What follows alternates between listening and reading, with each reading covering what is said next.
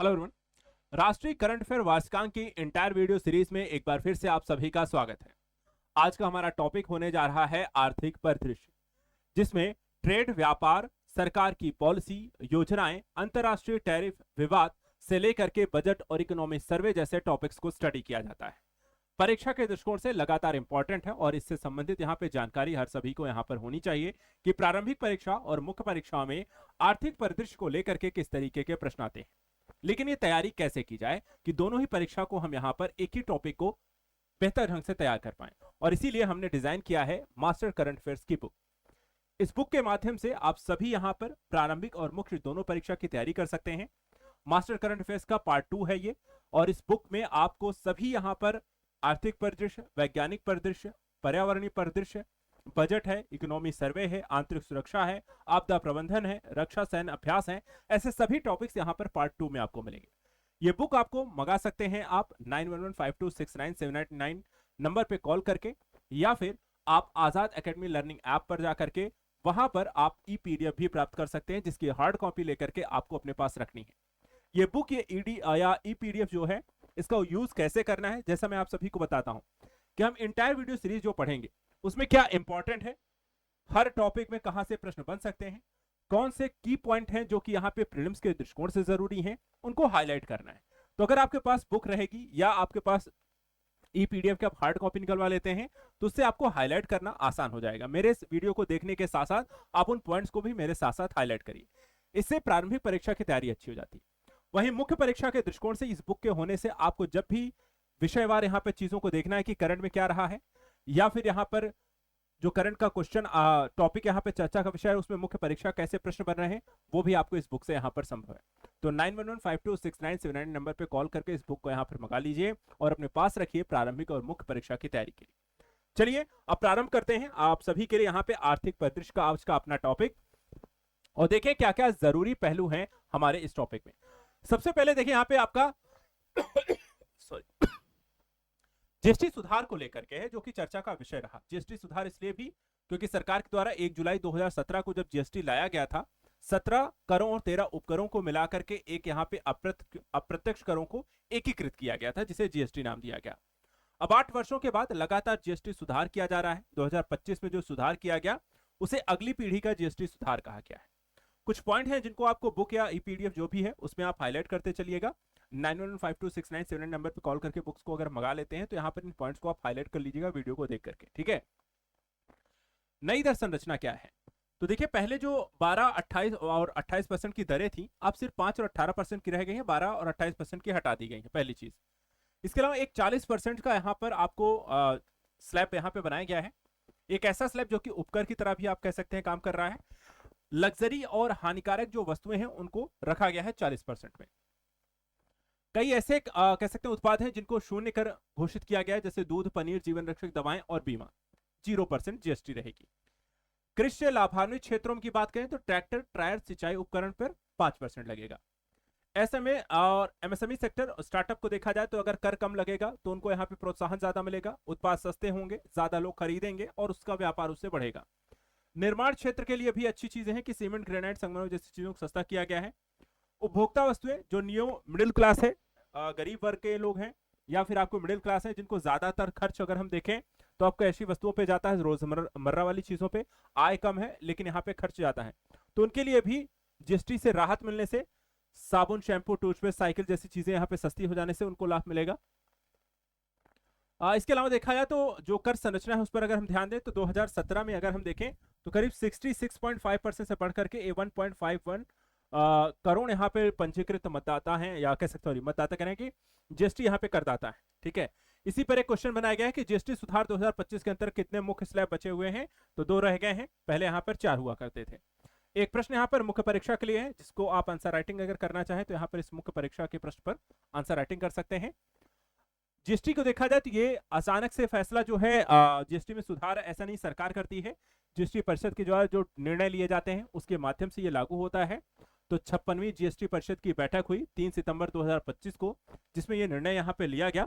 और इस अगर हम देखा जाए जो सुधार हुआ है तो यहाँ पर आपको हाईलाइट इसमें कर लेते हैं कुछ प्रक्रियाओं को, यहाँ पर इसको आप कर सकते हैं कि देखिए आपके परीक्षा संबंधी जो प्रश्न यहाँ पर रहेंगे क्या है कि कई सारे उत्पादों को लेकर के, ठीक है, कि क्या रहता है क्या नहीं रहता है। जैसे नया टैक्स स्लैब आपसे पूछ लिया जाए तो क्या है, तो 4 स्तरीय घटा करके 2 किया गया, 18% स्टैंडर्ड और 5% मेरिट, साथ ही कुछ वस्तुओं पर 40% डिमेरिट गुड्स के तौर पर या रेट लगा दिया गया है। बीमा को छूट प्रदान की गई है, किस तरीके के बीमा को, तो निजी है और स्वास्थ्य दोनों तरीके के बीमा को यहाँ पर आपको छूट प्रदान की गई है। इसके अलावा दैनिक उपयोग की जो वस्तुएं हैं वो सस्ती हो गई हैं, हेयर ऑयल, साबुन, शैम्पू, टूथपेस्ट, टूथब्रश, साइकिल, सब पर 5% लगेगा। खाद्य पदार्थ पर जैसे कि दूध हो गया, छेना हो गया, पनीर हो गया, भारतीय ब्रेड हो गया, इस पर जीएसटी को शून्य कर दिया गया है। नमकीन हो गया, नूडल्स हो गए, कॉफी हो गए, मक्खन हो गया, घी हो गया, इस पर 5% हो गए।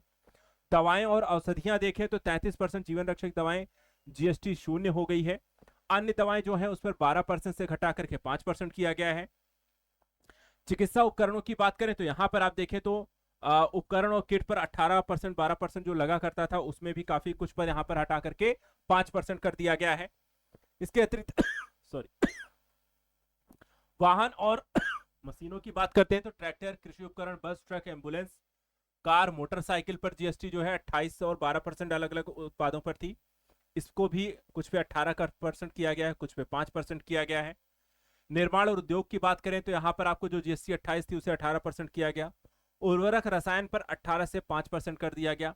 कपड़ा क्षेत्र में भी देखा जाए तो आपको धागे, हाथ से बने रेशे और मानव निर्मित धागों पर जो 18% और 12% था उससे घटा करके 5% किया गया है। इन्वर्टेड ड्यूटी संरचना समाधान किया गया है। होटल आवास पे देखा जाए जो जिम, सैलून, योग केंद्र थे उस पर भी यहाँ पर आपको 5% कर दिया गया है। तो जीएसटी में काफी कुछ यहाँ पर आपको राहत दी गई है। तो क्वेश्चन यहाँ पे बनता है कि ये बताइए कि 56वीं जीएसटी परिषद में बीमा पॉलिसियों को लेकर के क्या निर्णय लिया गया है। तो आंसर आपका हो जाएगा कि निजी जीवन और स्वास्थ्य जीवन बीमा पर आपको जीएसटी से छूट दी गई है। एक क्वेश्चन ये भी होता है कि ये बताइए कि जीएसटी दरों में कमी करने से अर्थव्यवस्था पर क्या प्रभाव पड़ेगा, सरकार इसे बचत उत्सव के तौर पे कैसे मना रही है। तो देखिए यहाँ पे जीएसटी के प्रभाव जो होते हैं कई अलग अलग सेक्टर्स पर पड़ेंगे और डायरेक्टली इनडायरेक्टली दोनों तरीके से। कैसे पड़ेगा वो समझिएगा। देखिए एक तो यहाँ पर आपने स्लैब संरचना जो है, एक तो 0% कई सारे को यहाँ पर आपने टैक्स फ्री किया है, 5% 18% साथ 40% वाला एक यहाँ पर डिमेरिट भी लगा दिया है। क्षतिपूर्ति उपकर लगा दिया है, ऐसी चीजें जो तंबाकू हैं या जिससे खाने से पीने से चीजें नुकसान ज्यादा होती हैं, बीमारियां फैल रही हैं, लोगों का यहाँ पर आर्थिक स्थिति कमजोर हो रही है, उन पर आप क्षतिपूर्ति उपकर लगा देते हैं। आर्थिक प्रोत्साहन के दृष्टिकोण से देखा तो सरकार के द्वारा कई सारी दरों में कटौती करने से लोगों की मांग बढ़ जाएगी क्योंकि सामान सस्ते हो जाएंगे। सामान अगर सस्ता मिलता है तो भारतीयों का है भैया एक के बजाय 2 ले लेना है, तो ऐसी स्थिति में यहाँ पर आपको देखा जाए तो उत्पाद आपकी मांग जो है वो बढ़ जानी है। एमएसएमई की बात करें तो भैया छोटे मोटे जो उद्योग यहाँ पर थे जिन पर बहुत ज्यादा टैक्स लग जाता था, सामान छोटा लेकिन लगता महंगा था, तो अब यह जब चीजें सस्ती होंगी तो वहां पर ऐसे उद्योगों को बाजार ज्यादा होगा, कई नई नई जगह पर पहुंचने लगेंगे, उससे उनका यहाँ पर नए लोग यहाँ पर मार्केट ओपन हो जाएगा। अब सिर्फ यूपी के बजाय पता लगा वो पूरे भारत में, भारत के बाहर फिर आपको देखा जाए तो यूरोप में, यूरोप के बाहर अफ्रीका में, अफ्रीका से आपको एशियन में। तो आपको अगर सामान सस्ता है तो आप कई अलग अलग क्षेत्रों में नए बाजार यहाँ पे प्राप्त कर सकते हैं। इसके अतिरिक्त अगर हम देखें और क्या फायदा है, तो और फायदा है स्वास्थ्य क्षेत्र को। चिकित्सा जो होगी, जो व्यापार आपको देखा जाए तो जो डॉक्टर के हॉस्पिटल के जो चक्कर लगा करते हैं, उपकरण अगर आपको सस्ते हो जाएंगे तो इलाज भी आपको सस्ता हो सकता है। रियल एस्टेट की बात करें तो यहाँ पर सीमेंट, सरिया इत्यादि अगर आपको सस्ती हो गई, जो फ्लैट बनते हैं वो आपको सस्ते हो जाएंगे। अगर या आप खुद घर बनवा रहे हैं तो भी वहां पर आपकी लागत कम हो जाएगी। इसके अलावा नवीनीकरण ऊर्जा, जो सौर पैनल यहाँ पर आपको लगवाया जाता है, जो घर घर लगाने के अभियान अभी चल रहा है कि भैया लगवा लीजिए, सरकार आपको सब्सिडी दे रही है, तो अब सरकार ने जीएसटी भी कम कर दिया, यानी कि जो आप यहाँ पर पैसा लगा के खरीद भी रहे हैं वो भी आपको कम पैसे लगाकर चीजें मिल जाएंगी और आप जो है आसानी से लगवा सकते हैं, तो लागत आपकी कम हो जाने वाली है। सोलर पैनल लगवा लीजिए, बिजली के बिल के झंझट से फ्री हो जाओगे। इसके साथ साथ देखा जाए तो आपको नवीकरणीय ऊर्जा, पर्यावरण में भी आप थोड़ा थोड़ा योगदान देना शुरू कर चुके होंगे। राजस्व प्रभाव की बात करें तो सरकार को देखो भैया, अचानक से आपको 4 जगह से टैक्स ले रहे थे, 2 ही जगह से टैक्स लेना शुरू करोगे तो मैटर क्या होगा, टैक्स कम आएगा। लेकिन मैटर क्या है कि जब 2 ही यहाँ पर सस्ता हो जाएगा, टैक्स कम लगेगा, तो यहाँ पर लोगों की मांग ज्यादा बढ़ेगी, मांग ज्यादा बढ़ेगी, ज्यादा चीजें खरीदेंगे, ज्यादा दायरा बढ़ेगा, और दायरा बढ़ेगा तो इससे क्या होगा, सरकार का वापस से टैक्स कलेक्शन अच्छा हो जाएगा। वैश्विक प्रतिस्पर्धा बढ़ेगी क्योंकि सामान भारत के सस्ते हो जाएंगे, विदेशों में जाएंगे, दूसरे बाजारों में जाएंगे, वहां पर दूसरे सामानों के साथ जब प्रतिस्पर्धा होगी और भारतीय सामान क्योंकि टैक्स कम लगता है तो मार्केट में भी जाने के बाद भी वो सस्ते रहेंगे। ऐसी स्थिति में भारतीय उत्पाद, मेड इन इंडिया प्रोडक्ट को बढ़ावा, सस्ते हैं प्लस टिकाऊ होते हैं, जो उनकी क्वालिटी यहाँ पर अच्छी होती है, तो वहां पर ब्रांड आपको बनता है। दूसरी चीज, आपके उत्पाद जो होती हैं आसानी से यहाँ पर कंपीट कर सकते हैं। तो ये सारी चीजें जो भारत को यहाँ पर फायदा काफी करेगा जीएसटी हटाने से। दीर्घकालिक देखा जाए प्रभाव इसके ज्यादा होंगे और उद्योग से लेकर हर एक सेक्टर को इसका यहाँ पर फायदा मिलेगा। हाँ, कई सारे सेक्टर में यहाँ पर देखिए विलासिता वस्तुओं पर कर लग गया, सेवा क्षेत्र को सीमित लाभ है, राजस्व, राज्यों को जो राजस्व की चिंता है वो यहाँ पर आपको बनी हुई है क्योंकि सरकार को अभी देखा टैक्स कलेक्शन कम होगा अब। लेकिन फ्यूचरिस्टिक दृष्टिकोण से देखा जाए, शुरुआती आपको कह सकते हैं कि अभी आपको नुकसान हो सकता है, लेकिन फ्यूचर के दृष्टिकोण से देखें तो फायदा बहुत ज्यादा होगा। एक क्वेश्चन है, हाल ही में संशोधित जीएसटी दर संरचना में मुख्य कर स्लैब कितना है? देखिए 0% का ऑप्शन इसमें अगर दे दिया गया है ऑप्शन में तो 3 हो जाएंगे, है तो 2 ही, लेकिन 0% को अगर मानते हो तो फिर 3 हो जाएंगे। ठीक है, तो 0, 5 और 18। विश्व बैंक सौर परियोजना क्या है? तो यहाँ पे देखिए सबसे पहले तो 9 सितंबर 2025 को विश्व बैंक ने जारी किया है। फुल फॉर्म ध्यान रखिएगा, strengthening coastal resilience and the economy project. तो कोस्टल से रिलेटेड है तो उसी तरीके का यहाँ पर टॉपिक भी होगा, तो क्वेश्चन पर यहाँ पे ध्यान देते हैं। मंजूरी कब मिली? 9 सितंबर 2025 को। लागत कितनी आएगी? $212.64 मिलियन। लाभार्थी राज्य 2 हैं, तमिलनाडु और कर्नाटक। पारिस्थितिक कार्य क्या होगा कि करीब 30,000 हेक्टेयर समुद्री भू दृश्यों का संरक्षण करना है। इसके अलावा विशेष जो फोकस रहेगा इस योजना में कहां पर है? मैंग्रोव रोपण, रेत के टीले, कोरल और संकटग्रस्त प्रजातियों के संरक्षण में। रोजगार सृजन की बात कर लेते हैं, लगभग 1 लाख लोगों को रोजगार मिलेगा। 70,000 महिलाओं को पर्यटन के दृष्टिकोण से प्रशिक्षण दिया जाएगा। प्लास्टिक प्रदूषण पर हम नियंत्रण स्थापित करने की कोशिश करेंगे। कचरे की वैल्यू चेन को सुदृढ़ किया जाएगा। 1.2 लाख अनुमानित इससे लाभार्थी होंगे। वित्तीय जो सहायता है वो आईबीआरडी से यहाँ पर मिल रही है। 23 साल का एक लोन मिला है जो आपको 6.5 ईयर का आपको एक ग्रेस पीरियड भी मिलता है। करीब करीब 30 साल के लिए ऋण मिल गया है, आराम से आप काम करते रहिए। ठीक है, चलिए आगे बढ़ते हैं, क्वेश्चन बना लेते हैं। सौर परियोजना 2025 जिसे बैंक ने भारत में मंजूरी दी, इसका मुख्य उद्देश्य क्या था? तो ऑप्शन यहाँ पे तटीय पारिस्थितिकी तंत्र को संरक्षण भी देना है और दूसरी तरफ उसके माध्यम से रोजगार भी उत्पन्न करना है। अगला टॉपिक है कि भारत बना है दुनिया की चौथी सबसे बड़ी अर्थव्यवस्था। किसको हमने पीछे छोड़ा है? जापान को पीछे छोड़ दिया है। और अंतरराष्ट्रीय मुद्रा कोष के आंकड़ों के अनुसार यानी आईएमएफ कहता है कि भारत चौथी सबसे बड़ी अर्थव्यवस्था बन चुकी है। $4.187 ट्रिलियन की हमारी नॉमिनल जीडीपी है, जबकि जापान की रह गई है $4.186 ट्रिलियन की। हमसे आगे कौन कौन से देश हैं? तो अमेरिका, चीन, जर्मनी है पहली 3 और चौथे पे हम आ चुके हैं। इसके अलावा आईएमएफ का यह भी कहना है कि 2027-28 तक हम जर्मनी को पीछे छोड़ करके तीसरी सबसे बड़ी अर्थव्यवस्था भी बन जाएंगे। बात करते हैं भारत की जीडीपी आंकड़ों की, तो 2014 में हमारी जो जीडीपी थी वो $2.03 ट्रिलियन की थी, जो 2025 तक देखें $4.187 ट्रिलियन की हो गई। इसके अलावा भारत की वार्षिक वृद्धि दर जो है 6 से 7% रहने की बात कही गई है, जापान की 1% रहेगी। भारत की युवा जनसंख्या, श्रम शक्ति इसका सबसे बड़ा यहाँ पर देखा है लाभ इस भारत को मिल रहा है। अर्थव्यवस्था का सबसे प्रमुख यहाँ पर आधार है। सरकारी जो पहले हैं डिजिटल इंडिया पीएलआई स्कीम और डिजिटल इंडिया स्टार्टअप इंडिया, उसका यहाँ पर भारत को फायदा मिला है। सेवा क्षेत्र आईटी लगातार बेहतर कर रहे हैं। निर्माण बुनियादी ढांचा ई कॉमर्स में तेजी विस्तार हुआ है। और जापान में दूसरी तरफ उलट ही समस्या है कि वृद्ध आबादी है, धीमी वृद्धि दर है, युवा शक्ति का यहाँ पर लाभ नहीं मिल रहा है। इसके कारण जापान धीरे धीरे पीछे जा रहा है और भारत यहाँ पर तेजी से आगे बढ़ रहा है। एक क्वेश्चन देख लेते हैं। आईएमएफ के अनुसार आईएमएफ के अनुसार भारत ने 2025 में किस देश को पीछे छोड़ करके दुनिया की चौथी सबसे बड़ी अर्थव्यवस्था बन गई है? तो ऑप्शन हो जाएगा आपका बी, जापान। मुख्य परीक्षा के प्रश्न देखते चलेंगे। जो भी अभ्यर्थी मुख्य परीक्षा के दृष्टिकोण से इस वीडियो को देख रहे हैं तो यहाँ पर क्वेश्चन को नोट डाउन कर सकते हैं, बुक अपने पास है तो आंसर राइटिंग भी कर सकते हैं। यूपीआई यूपीयू एकीकरण परियोजना 2025 ये कब की गई? 9 सितंबर 2025 को दुबई में 28वीं यूनिवर्सल पोस्टल कांग्रेस। केंद्रीय संचार पूर्वोत्तर क्षेत्र के विकास मंत्री ज्योतिरादित्य सिंधिया के संदर्भ में उपस्थिति में इसका यहाँ पर एकीकरण किया गया है। इसके बारे में पॉइंट्स ध्यान बहुत अच्छे से नोट कर लीजिए क्योंकि ये सरकार के द्वारा लगातार यूपीआई को बढ़ावा देने की कोशिश की जा रही है। तो भारत का यूपीआई और यूपीयू जो है वो इंटर कनेक्शन प्लेटफॉर्म से यहाँ पर जोड़ दिया गया है। उद्देश्य क्या है कि सस्ती, सुरक्षित और तेज अंतर्राष्ट्रीय मनी ट्रांसफर सुविधा सुनिश्चित हो सके।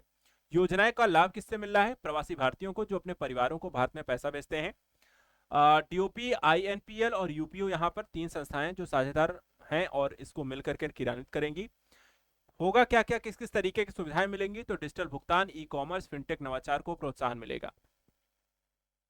भारत ने वैश्विक सहयोग है तो 10 मिलियन अमेरिकी डॉलर का यहाँ पर योगदान देने की बात कही गई है।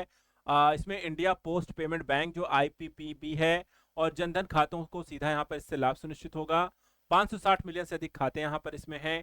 डाक विभाग की बात करें तो उसने करीब 900 मिलियन पत्र और पार्सल वितरित किए हैं पिछले साल, जिसके कारण वहां पर उसकी एक कह सकते हैं कि एक ब्रांड अपने स्तर पर उसने अपना कार्य करके दिखाया हुआ है। परियोजना का जो लाभ है कि वैश्विक हमें डिजिटल भुगतान हेतु नेतृत्व प्रदान करना है। तो भारत लगातार यूपीआई को पुश इसलिए भी दे रहा है कि वैश्विक स्तर पे भारत का अपना एक पेमेंट सिस्टम गेटवे हो, जिसका वैश्विक स्तर पर प्रयोग हो रहा हो और वो डॉलर इत्यादि को भी बाईपास करने में सक्षम हो। धीरे धीरे ही सही, करीब करीब अब 8 देशों ने इसका उपयोग करना शुरू कर दिया है और इन फ्यूचर जैसे जैसे इसका यहाँ पे ग्लोबल हम कह सकते हैं पावर हम बनेंगे, उसका फायदा भारत को मिलेगा। एक क्वेश्चन बनाते हैं, हाल ही में शुरू की गई यूपीआई यूपीयू एकीकरण परियोजना किस उद्देश्य से संबंधित है?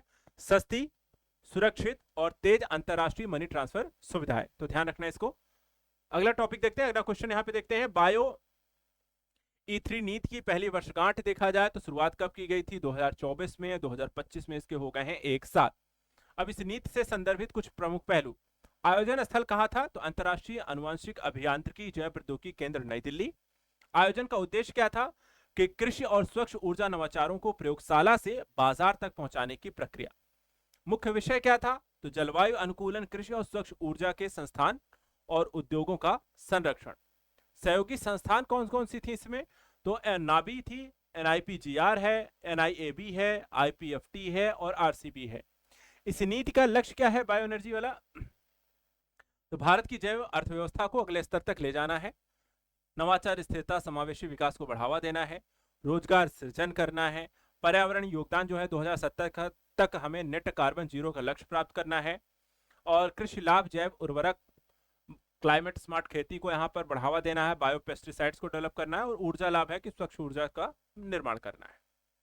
क्वेश्चन देख लेते हैं, बायो ई3 नीति का उद्देश्य क्या है? तो आंसर है जैव विविधता जैव प्रौद्योगिकी आधारित आर्थिक, पर्यावरणीय और रोजगार वृद्धि को लेकर के भारत सरकार के द्वारा शुरू की गई पहल।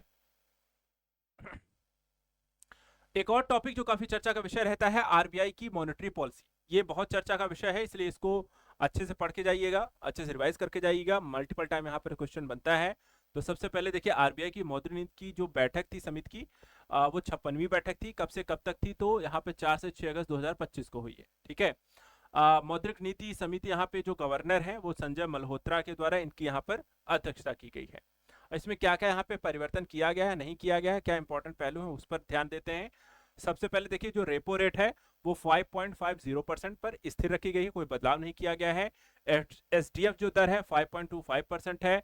एमएसएफ जो है, जिसे हम बैंक दर भी कहते हैं, वो 5.75% है। तो उद्देश्य क्या है? मुद्रास्फीति को नियंत्रित करना, सीपीआई को 4% के दायरे में रखना है, ±2% हो सकता है, यानी कि 2 से 6% के बीच में। जीडीपी की बात करता है कि भारत की जो जीडीपी रहने वाली है वो 6.5% तक रह सकती है, उसकी ग्रोथ रेट। सीपीआई मुद्रास्फीति का जो अनुमान बताया गया है कि 3.1% तक रहने वाला है। इसके अलावा अगर हम देखें तो वैश्विक जो परिदृश्य में आईएमएफ ने वृद्धि अनुमान जो है घटाया है, डिसइन्फ्लेशन की रफ्तार धीमी की है, वैश्विक व्यापार में तनाव और टैरिफ बदलाव इसका यहाँ पे चिंता का विषय भी बताया है। घरेलू अर्थव्यवस्था के बारे में कहा गया है कि निजी खपत, पूंजी निवेश में मजबूती हुई है, सरकार का पूंजीगत व्यय से यहाँ पर सहारा मिला है। कृषि क्षेत्र जो है वो मानसून यहाँ पर सामान्य रहा है, बुआई यहाँ पर अच्छी हुई है। सेवा क्षेत्र के बारे में कहा गया है कि निर्माण और व्यापार प्रदर्शन अच्छा कर रहे हैं। जोखिम यह है कि मौसम बदल सकता है, वैश्विक कारक बदल सकते हैं और व्यापार में यहाँ पर विवाद हो सकता है, तो उससे यहाँ पर चीजें बदल सकती हैं, लेकिन फिलहाल चीजें अच्छी चल रही हैं। बाकी आपको कुछ चीजें हैं जो बेसिक फैक्ट के तौर पर यहाँ पर कुछ थ्योरी और फैक्चुअल यहाँ पे स्टैटिक जीके ध्यान रखना है। रेपो दर देखा है अपरिवर्तित रही है, अपरिवर्तित रही है, 5.5% ही रही है। अन्य दरें जो है एसडीएफ 5.25% जो कि रेपो रेट से कम है। एमएसएफ जो है रेपो रेट से ज्यादा है, कितना? 0.25%। रिवर्स रेपो रेट कितनी रही है 3.35, सीआरआर कितनी रही है 4%, एसएलआर कितनी रही है 18%। तो ये चीज आपको ध्यान रखना है। जीडीपी का कितना अनुमान बताया 6.5%, मुद्रास्फीति खुदरा महंगाई कितनी है 3.7%। और रेपो रेट क्या है जिसपे आरबीआई जो है बैंकों को जो है ऋण देता है। और रिवर्स रेपो रेट क्या है जब आरबीआई जो है बैंकों से ऋण लेता है। सीआरआर क्या है जो बैंकों के द्वारा कुछ जमा राशि जो है आरबीआई के पास रखी जाती है, उसे हम सीआरआर कहते हैं। तो ये तो जानकारी हो गई। एक क्वेश्चन बनाते हैं कि बताइए भारतीय रिजर्व बैंक की मौद्रिक नीति समिति का मुख्य लक्ष्य क्या है। तो आंसर क्या हो जाएगा सी, मुद्रास्फीति को नियंत्रित भी करना है और आर्थिक वृद्धि को समर्थन भी देना है। अगला है विश्व का 5वां सबसे बड़ा विमानन बाजार भी भारत बन गया है। तो एक और इंपॉर्टेंट फैक्ट है जो आप सभी को यहाँ पर ध्यान रखना है, हमने पीछे किसको छोड़ा है, तो यहाँ पर देखिए जापान, यहाँ भी भारत ने जापान को ही पीछे छोड़ा है। तो इसको यहाँ पर हम देख लेते हैं, हमने जापान को पीछे छोड़ के 5वें सबसे बड़े विमानन बाजार बन चुके हैं।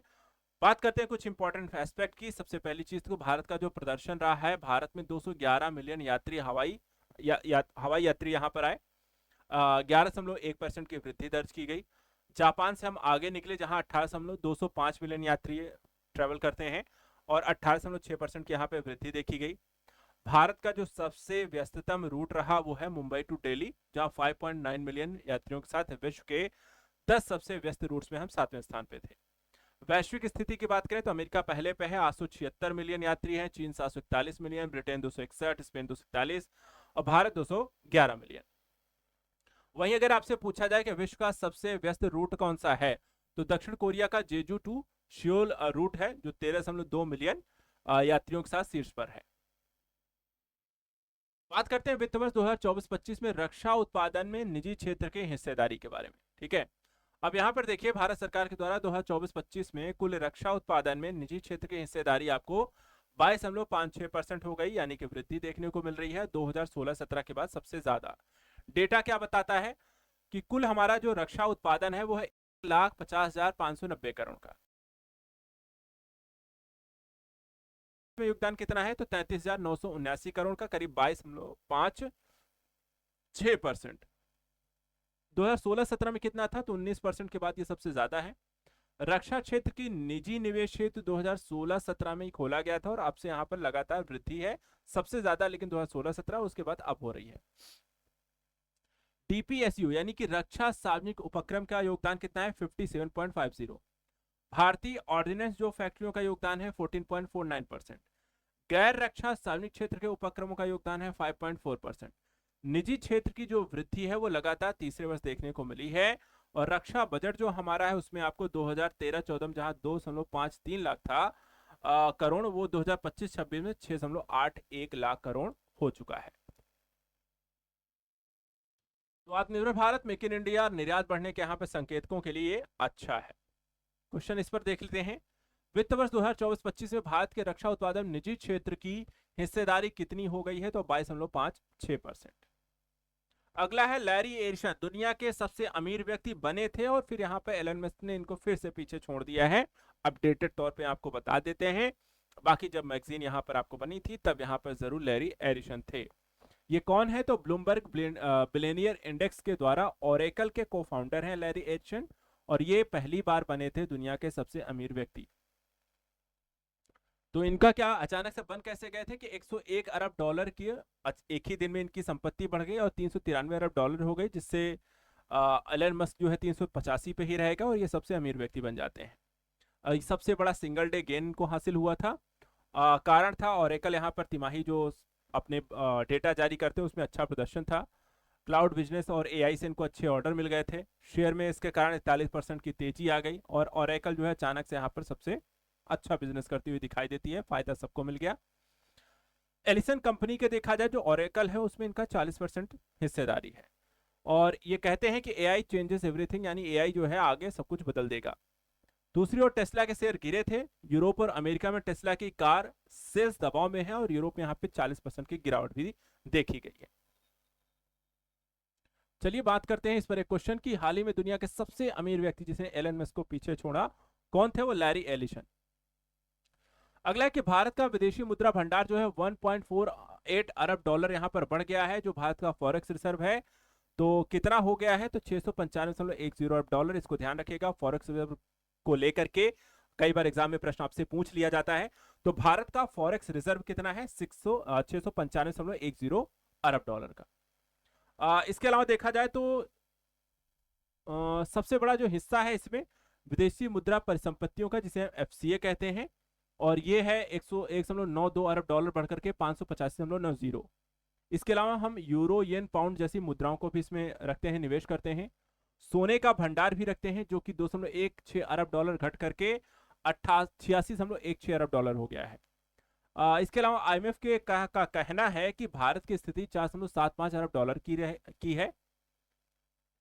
सितंबर 2024 में हमने सबसे ज्यादा यहाँ पर आपको आंकड़ा दर्ज किया था, हमारा फॉरेक्स रिजर्व बढ़ के हो गया था 704.88 अरब डॉलर का। बाकी यहाँ पर चीजें आरबीआई जो होती है इस फॉरेक्स या डॉलर का जो प्रयोग करती है मुद्रा में के बाजार को संतुलित करने के दृष्टिकोण से उसकी खरीद और बिक्री भी करती रहती है। इसी पर देखते हैं, क्वेश्चन यहाँ पे बनाते हैं कि भारत का विदेशी मुद्रा भंडार अगस्त 2025 में कितने अरब डॉलर का हो गया? तो आंसर है 695.10 अरब डॉलर का। एक टॉपिक देखिए, यहाँ पे एक समझौता हुआ है। ट्रेड और व्यापार को लेकर इस समय बाजार चर्चा का विषय बना रहता है। अब भारत ने ईएफटीए मुक्त व्यापार समझौता यहाँ पर साइन किया है, जो कि 1 अक्टूबर 2025 से लागू हो रहा है। तो इसमें यहाँ पे ध्यान दीजिएगा, भारत और ईएफटीए जो समझौता है 1 अक्टूबर 2025 से लागू होगा। ईएफटीए जो सदस्य हैं इसमें 4 देश आते हैं। कौन कौन से हैं? तो आइसलैंड, नॉर्वे, स्विट्जरलैंड और लिंकनस्टीन। स्थापना कब हुई थी ईएफटीए की? तो 1960 में स्टॉकहोम कन्वेंशन के तहत। कुल निवेश कितनी कही गई है ईएफटीए के द्वारा? कि उन्होंने कहा कि हम भारत में 100 बिलियन डॉलर का अगले 15 वर्षों में निवेश करेंगे। किन क्षेत्रों में निवेश करेंगे? तो यहाँ पे फार्मास्यूटिकल, मशीनरी, घड़ियां, चॉकलेट, प्रसंस्कृत उत्पाद। 1 मिलियन कहा गया कि प्रत्यक्ष नौकरियां भी हम सृजित करेंगे। इसके अलावा जो स्विट्जरलैंड है उसे भारत ने स्विट्जरलैंड को अपने निर्यात के 94.7% उत्पादों तक पहुंच प्रदान की है। स्विस घड़ियां, चॉकलेट, पॉलिश, हीरे शुल्क यहाँ पर आपको धीरे धीरे कम किया जाएगा, फिर उन्हें समाप्त किया जाएगा।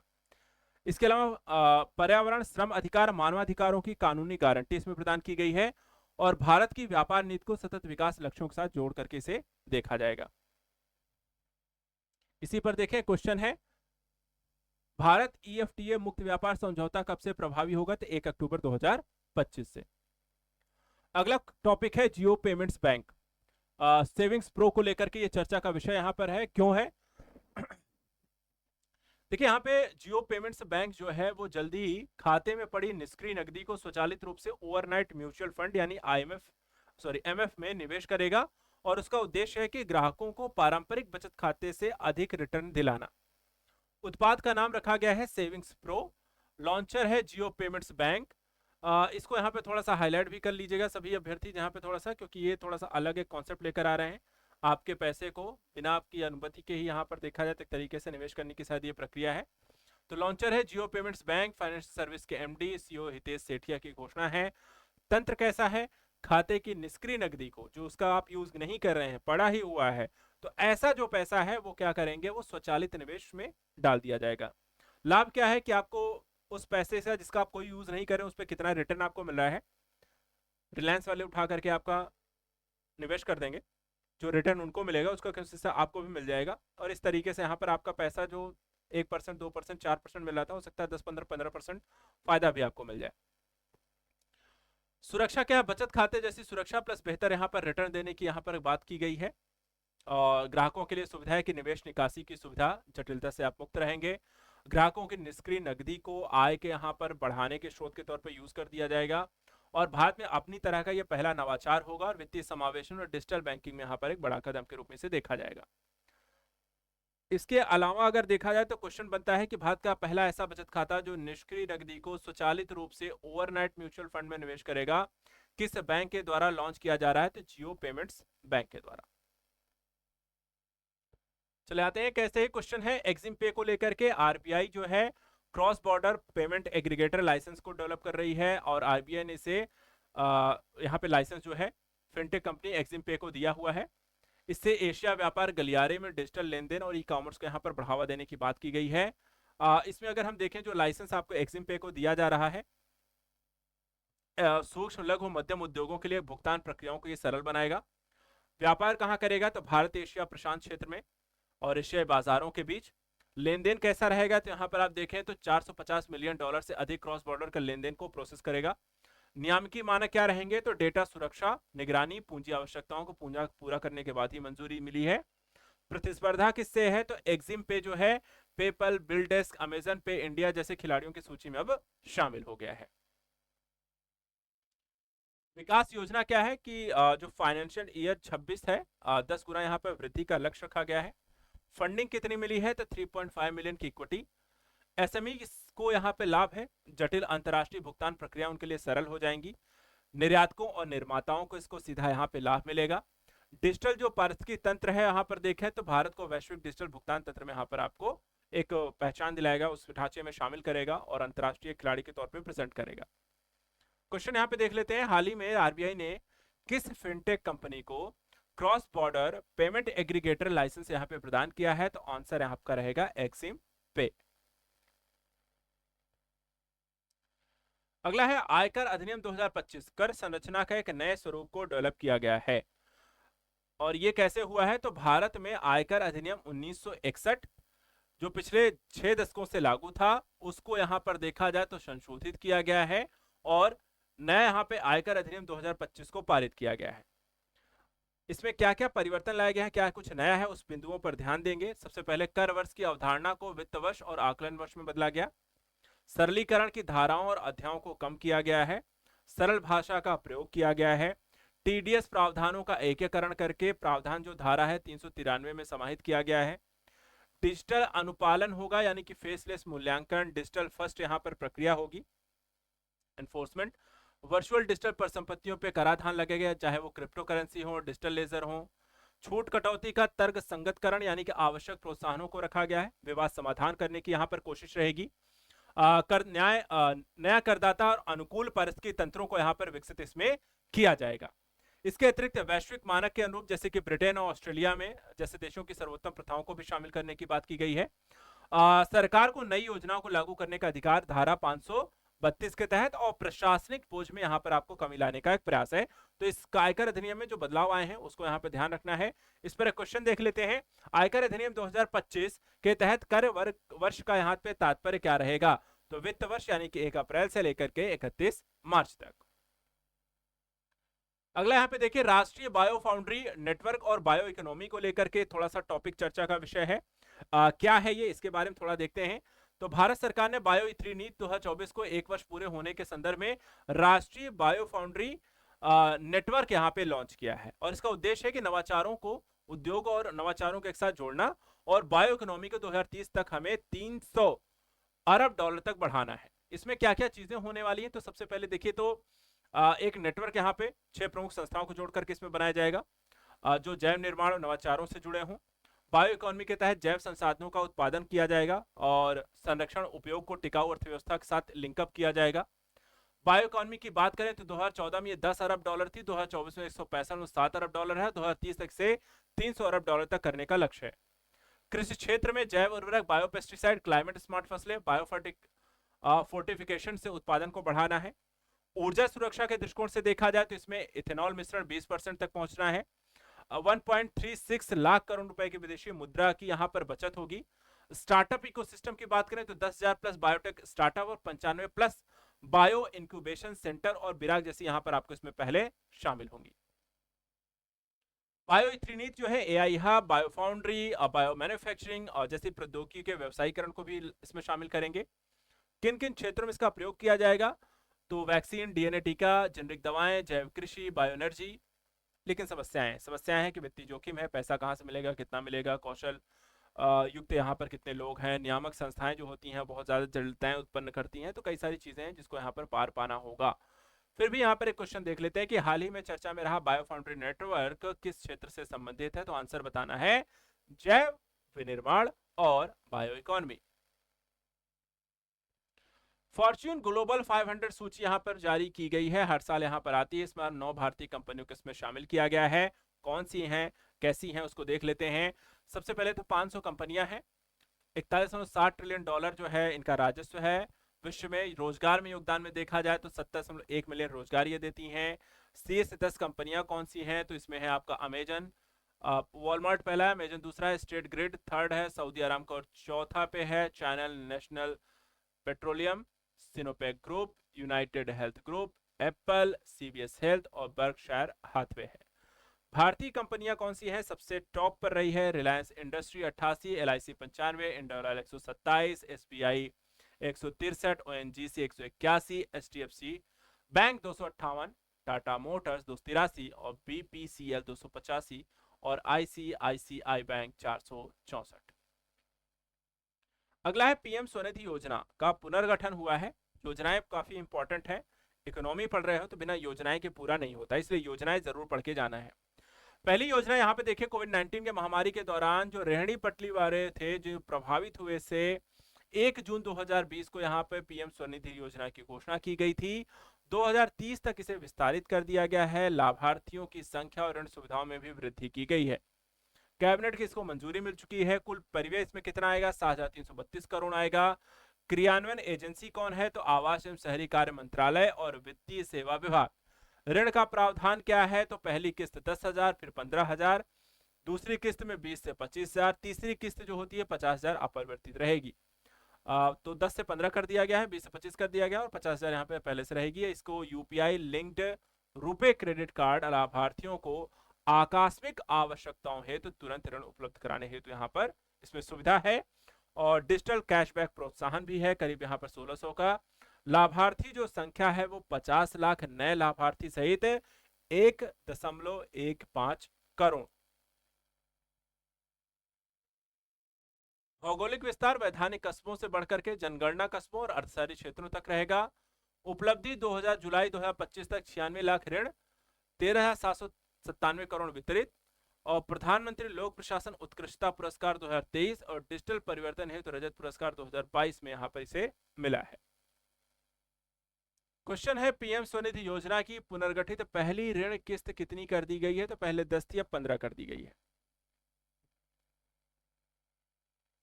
अगला देखते हैं दूसरा, इंडिया मिडटेक एक्सपो 2025। 4 से 6 सितंबर 2025 को इसका आयोजन होता है दिल्ली के मंडपम, भारत मंडपम में, प्रगति मैदान में। ये दूसरा इंडिया मिडटेक एक्सपो 2025 का आयोजन किया गया है। मुख्य विषय क्या था? तो वैश्विक मिडटेक विनिर्माण केंद्र के तौर पे भारत को विकसित करना, किफायती समाधान प्रस्तुत करना। कौन कौन सी यहाँ पे संस्थाएं थी? तो औषध विभाग, वाणिज्य और उद्योग मंत्रालय, ईपीसीएमडी और सीडीएससीओ के सहयोग से भारत स्वास्थ्य 2025 पहल के हिस्से के तौर पे इसे उद्घाटन किया गया केंद्रीय मंत्री जगत राज नड्डा के द्वारा। जितेंद्र प्रसाद यहाँ पर, जो कि आपको अलग अलग विभागों के मंत्रालय गण हैं। प्रदर्शनी में कौन कौन शामिल था? तो एमएसएमई, स्टार्टअप, अनुसंधान संस्थान, राज्य मंडप, सरकारी पहलें, भविष्य के नवाचार मंडप। भारत की स्थिति की बात करें तो हम मेडिकल डिवाइस सेक्टर का बाजार 15 अरब डॉलर 2030 तक 30 अरब डॉलर होने का अनुमान इसमें जताया गया है। तो लगातार मेडिकल सेक्टर में देखा जाए तो एक ग्रोथ के तौर पे यहाँ पर बाजार आपको दिखता है। रणनीतिक महत्व अगर आपकी बात करें तो करीब 800 प्लस मेडटेक स्टार्टअप्स डेवलप हो रहे हैं। इस क्षेत्र में लगातार R&D बेहतर है, बढ़ते मैन्युफैक्चरिंग बेस आपको देखने को मिलते हैं और इसके कारण भारत वैश्विक नवाचार निर्यात हब के रूप में स्थापित हो रहा है। इसके अलावा यह एक्सपो भारत की स्वास्थ्य प्रौद्योगिकी निर्भरता और मिडटेक निर्यात की क्षमता को भी रेखांकित करता हुआ दिखाई देता है। ठीक है, तो कैसे यहाँ पर अगर हम देखें तो इसमें देखें 27 अगस्त 2025 को पंजाब नेशनल बैंक नई दिल्ली में अपनी पहली स्टार्टअप केंद्रित शाखा का उद्घाटन किया। ठीक है, अब इसमें देखा उद्घाटन जो है एसटीपीआई के महानिदेशक कौन है? अरविंद कुमार हैं। पीएनबी के एमडी और सीईओ कौन है? अशोक चंद्रा है। इन दोनों के द्वारा किया गया। उद्देश्य क्या है कि जो नए नए उद्यम आ रहे हैं नवाचार इत्यादि के क्षेत्र में उनको बढ़ावा देना है, स्टार्टअप्स के लिए खासकर बैंकिंग समाधान उपलब्ध कराना है। एमओयू एक साइन किया गया है किसके किसके बीच? तो पीएनबी और software technology parks of India के बीच। लाभ क्या है? तो एसटीपीआई इंक्यूबेटेड ग्रेजुएट स्टार्टअप्स को बैंक की स्टार्टअप केंद्रित योजनाओं वित्तीय उत्पादों तक आसान पहुंच मिलेगी। महत्व क्या है? भारत में स्टार्टअप इकोसिस्टम को वित्तीय रूप से सशक्त बनाने की दिशा में एक बड़े कदम के तौर पर इसे देखा जा रहा है। इसके बाद वित्तीय समावेशन सूचकांक 2025 आया। अब इसमें देखा जाए तो 5 मुख्य बिंदु हैं। सबसे पहले इसकी स्कोर जो है 2025 के लिए कितना है? 67.0, 2024 से बेटर है। पिछला था 64.2। आधार कितने हैं तो 97 संकेतक है। 3 उपमुख सूचकांक है जिसमें है पहुंच को 35%, उपभोग को 45%, गुणवत्ता को 20%। 26 संकेतों पर आधारित है जिसमें बैंकिंग, डिजिटल, पेंशन, बीमा इत्यादि शामिल है। उपयोग देखा है तो 52 संकेतकों से मापा जाता है जिसमें बचत, ऋण, बीमा, निवेश, यूपीआई और लेन देन शामिल है। और गुणवत्ता में 19 जो है संकेतक शामिल होते हैं और इसमें वित्तीय साक्षरता, उपभोक्ता संरक्षण, असमानता से संबंधित प्रयास भी आपको शामिल होती है। तो वित्तीय समावेशन सूचकांक जुलाई 2025 में मार्च 2025 के लिए इसे जारी किया गया था। ठीक है, इसके बाद अगला जो टॉपिक इसमें हम देखने को मिलते हैं, अगला है समुद्री खाद्य निर्यातक सम्मेलन 2025। तो कहाँ हुआ तो 11 अगस्त 2025 को नई दिल्ली अंबेडकर भवन में समुद्री खाद्य निर्यातक सम्मेलन का आयोजन हुआ, तो इसको हाईलाइट कर लीजिएगा। इसके अलावा कौन कौन से मंत्रालय विभाग इसमें शामिल हैं तो मत्स्य पालन विभाग, मत्स्य पालन पशुपालन डेयरी मंत्रालय। मुख्य बिंदु जो है डेटा को थोड़ा सा हाईलाइट करेंगे हम सभी। यहाँ पे भारत का मछली उत्पादन देखिए कितना है,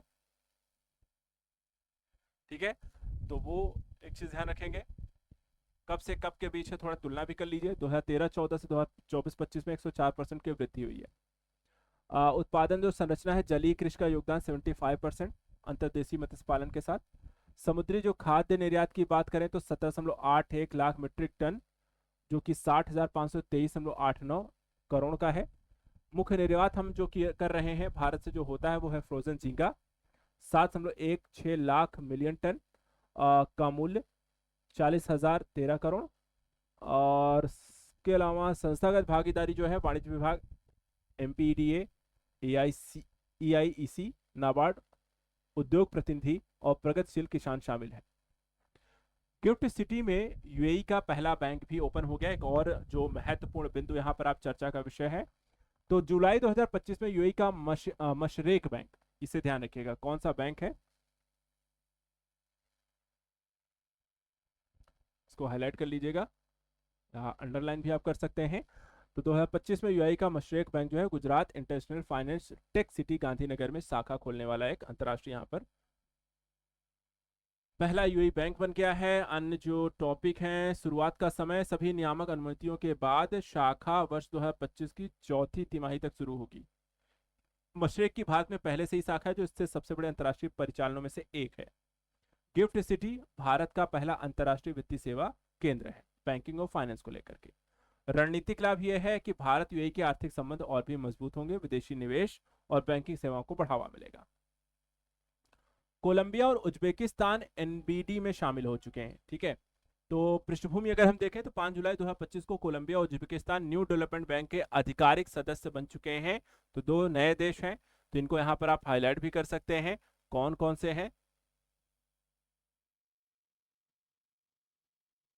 और घोषणा जो है एनडीबी के अध्यक्ष जो हैं डिल्मा वाना रूसेफ, जो कि ब्राजील के रियो डी जेनेरो में 10वीं बोर्ड की बैठक के दौरान इनके द्वारा की गई है। इसके अलावा कुल सदस्य देश कितने हैं तो 11 हो गए हैं। ब्राजील, रूस, भारत, चीन, दक्षिण अफ्रीका, यूएई, बांग्लादेश, मिस्र, अल्जीरिया, कोलंबिया और उज्बेकिस्तान। और कोलंबिया का अनुरोध था कि राष्ट्रपति गुस्तावो पेट्रो ने 16 मई 2025 को संघाई औपचारिक सदस्यता का अनुरोध किया हुआ था। और एनडीबी जो है वो ब्रिक्स से परे वैश्विक दक्षिण देशों में उसकी पहुंच के प्रभाव को बढ़ाने का काम कर रहा है। विश्व ऊर्जा निवेश रिपोर्ट 2025 भी आ चुकी है और इसमें अगर हम देखें तो भारत जो है विश्व ऊर्जा निवेश रिपोर्ट का ये 10वां संस्करण है। और इसमें सबसे पहली चीज तो देखिए जो वैश्विक निवेश की बात की गई है 2025 के लिए, ऊर्जा क्षेत्र में पूंजी प्रवाह बढ़कर के 3.3 ट्रिलियन अमेरिकी डॉलर होने का अनुमान 2024 की तुलना में 2% अधिक बताया गया है। देखा जाए तो नवीकरणीय परमाणु ग्रिड, भंडारण और दक्षता पर यहाँ पर ज्यादा निवेश होगा और 1.1 ट्रिलियन डॉलर तेल, गैस और कोयले पर। सौर ऊर्जा अग्रणी है सबसे ज्यादा, जिसमें अगर हम देखें 450 बिलियन डॉलर की उम्मीद है निवेश के स्तर पर। क्षेत्रीय प्रवृत्तियों की बात करें तो चीन में 100 गीगावाट, भारत ने 15 गीगावाट नए कोयला संयंत्रों को मंजूरी दी। वहीं यूरोप ने नवीकरणीय पर ज्यादा व्यय किया है। अमेरिका ने क्लीन टेक सप्लाई चेन में यहाँ पर निवेश जो है तेज किया है। नए आयाम की अगर हम बात करें तो परमाणु ऊर्जा में वापसी देखा जाए तो 5 वर्षों में 50% की वृद्धि हुई है। छोटे मॉड्यूलर रिएक्टर में रुचि हुई है। AI, data centre, electronic mobility, बिजली की यहाँ पर मांग बढ़ी है। तो भारत या विश्व में किन क्षेत्रों में ज्यादा निवेश हो रहा है, किस प्रकार की ऊर्जा वैश्विक स्तर पर ज्यादा किस देश के द्वारा प्रयोग की जा रही है, और किस तरीके का भविष्य आपको दिखता है ऊर्जा क्षेत्र में, वो आपको इसमें दिखाई दे रहा है कि कहाँ किसके द्वारा कितना यहाँ पर निवेश किया जा रहा है। राष्ट्रीय एक जिला एक उत्पाद पुरस्कार 2024 अगर हम देखें तो यहाँ पर 14 जुलाई 2025 को केंद्रीय वाणिज्य एवं उद्योग मंत्री पीयूष गोयल के द्वारा एक जिला एक उत्पाद पुरस्कार 2024 यहाँ पर वितरित किए हैं। पुरस्कार श्रेणियां देख लेते हैं। तो विदेश में भारतीय मिशन,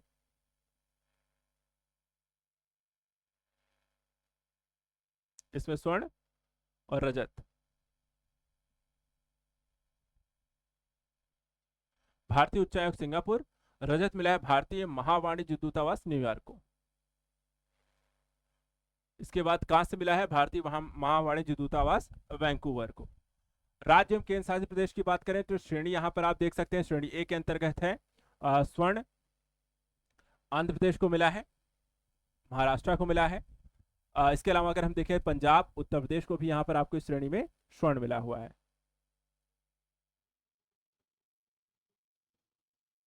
कांस्य किसे मिला है? रजत मध्य प्रदेश को, कांस्य गुजरात, राजस्थान, पश्चिम बंगाल को। श्रेणी बी के अंतर्गत स्वर्ण जम्मू कश्मीर, रजत सिक्किम, कांस्य मेघालय, लद्दाख को। जिले की बात करें तो यहाँ पे स्वर्ण गुंटूर आंध्र प्रदेश मिर्च, रत्नागिरी महाराष्ट्र का अल्फांसो आम, रजत नागपुर महाराष्ट्र का संतरा, पुलवामा जम्मू कश्मीर का केसर, कांस्य सिद्धार्थनगर उत्तर प्रदेश के काला नमक चावल, अमरावती महाराष्ट्र का नारंगी, श्रीकाकुलम जिले को आंध्र प्रदेश में का जिला है जो कि काजू के लिए। विशेष उल्लेख नलबाड़ी जिला असम का, उसके चावल और उत्पाद के लिए। वायनाड जो कि केरल का है कॉफी उत्पाद के लिए। नासिक जो कि महाराष्ट्र में है अंगूर और किशमिश के लिए। श्रेणी बी जो कि गैर कृषि वाला है, यहां पर अगर हम देखें तो स्वर्ण मिला है बापतला को आंध्र प्रदेश, चिराला सिल्क साड़ी के लिए, विजयनगरम आंध्र प्रदेश का ही बोबली वीणा के लिए, तिरुपति आंध्र प्रदेश का जो कि वेंकटगिरी कॉटन साड़ी के लिए। इसके अलावा रजत मिला है Shri Satya Sai Andhra Pradesh Dharmavaram silk sari Ganderbal, Jammu Kashmir willow wicker के लिए। कांस्य मिला है अनकापल्ली आंध्र प्रदेश का जो मिला है एटिकोप्पा का खिलौने के लिए, काकीनाडा आंध्र प्रदेश जो कि पेद्दापुरम सिल्क के लिए। विशेष जो उल्लेख यहाँ पर किया गया है पुरस्कारों में, अकोला महाराष्ट्र का कपास ओढ़ना दबना, और पश्चिम गोदावरी जो कि आंध्र प्रदेश में आपको नरसपुर क्रोशिया लेस के लिए। तो ये सारी चीजें यहाँ पर आपको इसमें देखने को मिला। इसके बाद विश्व निवेश रिपोर्ट 2025 अगर हम देखें तो जून 2025 में अंकटाड के द्वारा यहाँ पर जारी किया गया अपना 35वां संस्करण, जिसमें एफडीआई के प्रवाह को लेकर के जानकारी दी गई है कि वैश्विक जो एफडीआई की स्थिति रही 2024 में वो 11% से घट करके मात्र 1.5 ट्रिलियन पर यहाँ पर आपको पहुंच चुकी है। इसके अलावा अगर हम देखें तो मामूली जो सुधार 4% की हुई है वो 1.45 से 1.1 ट्रिलियन डॉलर की रह गई है। इसके अलावा शीर्ष एफडीआई प्रवाह, तो यहाँ पर इनको थोड़ा सा हाईलाइट कर लेते हैं क्योंकि यही आपको एग्जाम में थोड़ा सा ज्यादा पूछा जाता है। America 279 billion dollar, Singapore 143 billion dollar, Hong Kong जो चीन का 126 बिलियन डॉलर, चीन 116 billion dollar, Luxembourg 106 billion dollar. Bharat की स्थिति 2024 में भारत का एफडीआई प्रवाह 28 बिलियन डॉलर का रहा और वैश्विक रैंकिंग में हमें 16वां स्थान मिला है। शीर्ष एफडीआई बहिर्प्रवाह कहां से हुआ है?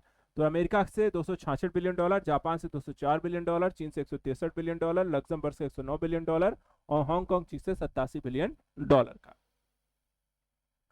भारत की सॉवरेन क्रेडिट रेटिंग में सुधार हुआ है। S&P ग्लोबल रेटिंग्स में देखें तो घोषणा इसकी 2025 में Standard and Poor's Global rating के द्वारा यहां पर की गई है और कहा गया है कि भारत जो है लंबी अवधि की यहां पर एक रेटिंग दी गई है और जो पहले यहां पर 1.3 थी छोटी अवधि के लिए वो अब 1.2 हो गई है।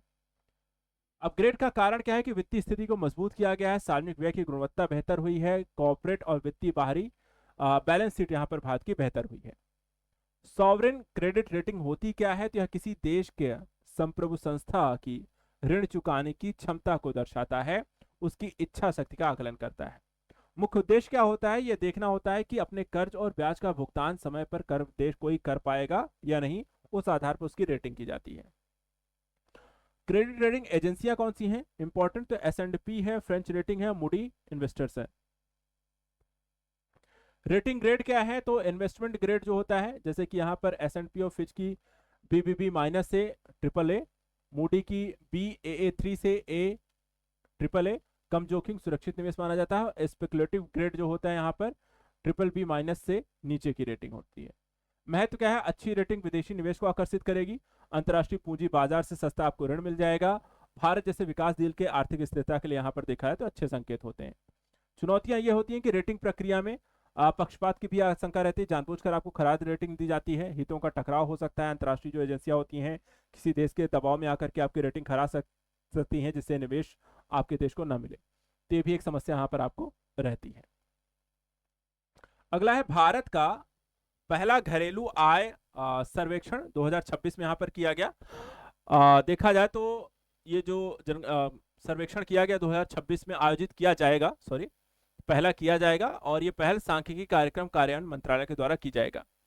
उद्देश्य है इसके आधार पर घरेलू आय को मापना है, मजदूरी पर प्रौद्योगिकी अपनाने के प्रभाव का भी आकलन करना है। तकनीकी इसके लिए एक विशेषज्ञ समूह का गठन किया गया है, जिसकी अध्यक्षता करेंगे डॉक्टर सुरजीत भल्ला। तो यहाँ पर थोड़ा सा इसको हाईलाइट कर लीजिएगा। और अन्य सदस्य हैं Alok Kar, professor Sonalde Desai, professor Praveen Jha, professor Sujit Mishra, doctor Tirthankar Patnaik, doctor Rajesh Shukla, professor Ram Singh. कार्य क्या होंगी? परिभाषाएं दीजिए, अवधारणाएं बताइए, नमूना डिजाइन करिए, अनुमान विधियां भी बताइए, प्रश्नावली तैयार करिए, सर्वे का उपकरण तैयार करिए। सब उनका काम होगा कि भैया कैसे सर्वे किया जाएगा। कई सारे देशों में इसको लिए ऑस्ट्रेलिया, अमेरिका, कनाडा, दक्षिण अफ्रीका देशों में इसका अनुभव यहाँ पे शामिल है, वहाँ पे ऑलरेडी हो रहा है। तकनीक से आय पर प्रभाव का भी इसमें मूल्यांकन शामिल होगा। इतिहास क्या रहा है? तो देखा 1955 में, 1958-59 में उपभोक्ता व्यय सर्वेक्षण का प्रयास, आधिकारिक रूप से नतीजे यहाँ पर नहीं लाए, लेकिन 2064-65 में 19वां राउंड, 69-70 में 24वां राउंड रसीद और व्यय डेटा संग्रह, 1983-84 में पायलट सर्वेक्षण किया गया था। महत्व क्या है कि पहली बार आधिकारिक रूप से होगा, और नीति निर्माण, गरीबी उन्मूलन, असमानता आकलन, रोजगार से जुड़ी चुनौतियों को समझना ज्यादा आसान हो सकेगा। इसके अतिरिक्त देखें तो नव्या पहल आई है 24 जून 2025 को, महिला एवं बाल विकास मंत्रालय, कौशल विकास मंत्रालय के द्वारा भारत 2047 विजन के तहत किशोरियों की एक नई पहल है, जिसका फुल फॉर्म यहाँ पे थोड़ा सा ध्यान रखिएगा नव्या का, nurturing aspiration through vocational training for young adolescent girls. Uttar Pradesh के सोनभद्र जिले में देखा जाए तो इसका उद्घाटन किया गया है। मुख्य बिंदु को ध्यान रखिएगा, सबसे पहले 16 से 18 वर्ष की किशोरियों को न्यूनतम शिक्षा को लेकर के यहाँ पर शुरू किया गया है, और इसमें ज्यादातर जो पहलू हैं, न्यूनतम शिक्षा जो है कक्षा 10 को इसमें आधार बनाया गया है। पायलट परियोजना जो है 19 राज्यों के 27 पूर्वोत्तर आकांक्षी जिलों में यहाँ पर लागू है। शुरुआत जो है यूपी में हो रही है, सोनभद्र जिले से हो रही है। संस्थागत यहाँ पर देखा है प्रधानमंत्री कौशल विकास योजना और प्रमुख योजनाओं का इसमें उपयोग किया जाएगा। MWCD और MSD के औपचारिक इसमें समन्वय स्थापित होंगे। उद्घाटन समारोह जयंत चौधरी राज्य मंत्री जो है, सावित्री ठाकुर राज्य मंत्री, प्रशिक्षणार्थी किशोरियों संवाद, PM विश्वकर्मा प्रमाण पत्र वितरण इत्यादि यहाँ पर होते हुए देखा गया। अगला है इफ्को का पहला विदेशी नैनो उर्वरक संयंत्र, और ये जून 2025 में इसकी घोषणा की गई, जो पहला या ब्राजील में अपना पहला विदेशी नैनो उर्वरक देखा जाए संयंत्र स्थापित करेगा इफ्को। तो ब्राजील में स्थापित हो रहा है, इसको यहाँ पे थोड़ा सा ध्यान रखिएगा। साझेदारी जो है इफ्को नैनोवेशन और ब्राजील की कंपनी नैनोफर्ट के बीच हुई है। स्थान जो है संयंत्र कुरितिबा परगना ब्राजील में। उत्पादन कितना रहेगा? 4.5 मिलियन लीटर नैनो उर्वरक। ट्रायल जो हो उत्पादन होगा 2025 के अंत तक होगा। वैश्विक निर्यात इफ्को पहले ही 40+ देशों को यहाँ पर निर्यात कर चुका है, America, Brazil, Slovenia, Mauritius, Zambia, Nepal, Bangladesh. महत्व क्या है? ब्राजील की जो मुख्य फसलें हैं जैसे कि मक्का, सोयाबीन, गन्ना, कॉफी, उनकी प्रति हेक्टेयर उपज में वृद्धि होगी, और सतत कृषि वैश्विक खाद्य सुरक्षा उनके लिए बेहतर होगी। सरकार द्वारा खरीफ फसलों का न्यूनतम समर्थन मूल्य भी घोषित कर दिया गया है, तो उसके बारे में थोड़ा सा डेटा देख लेते हैं। किस फसल के लिए कितना बताया गया है वही यहाँ पर जरूरी है, उसी को बस आप थोड़ा सा डेटा हम इसमें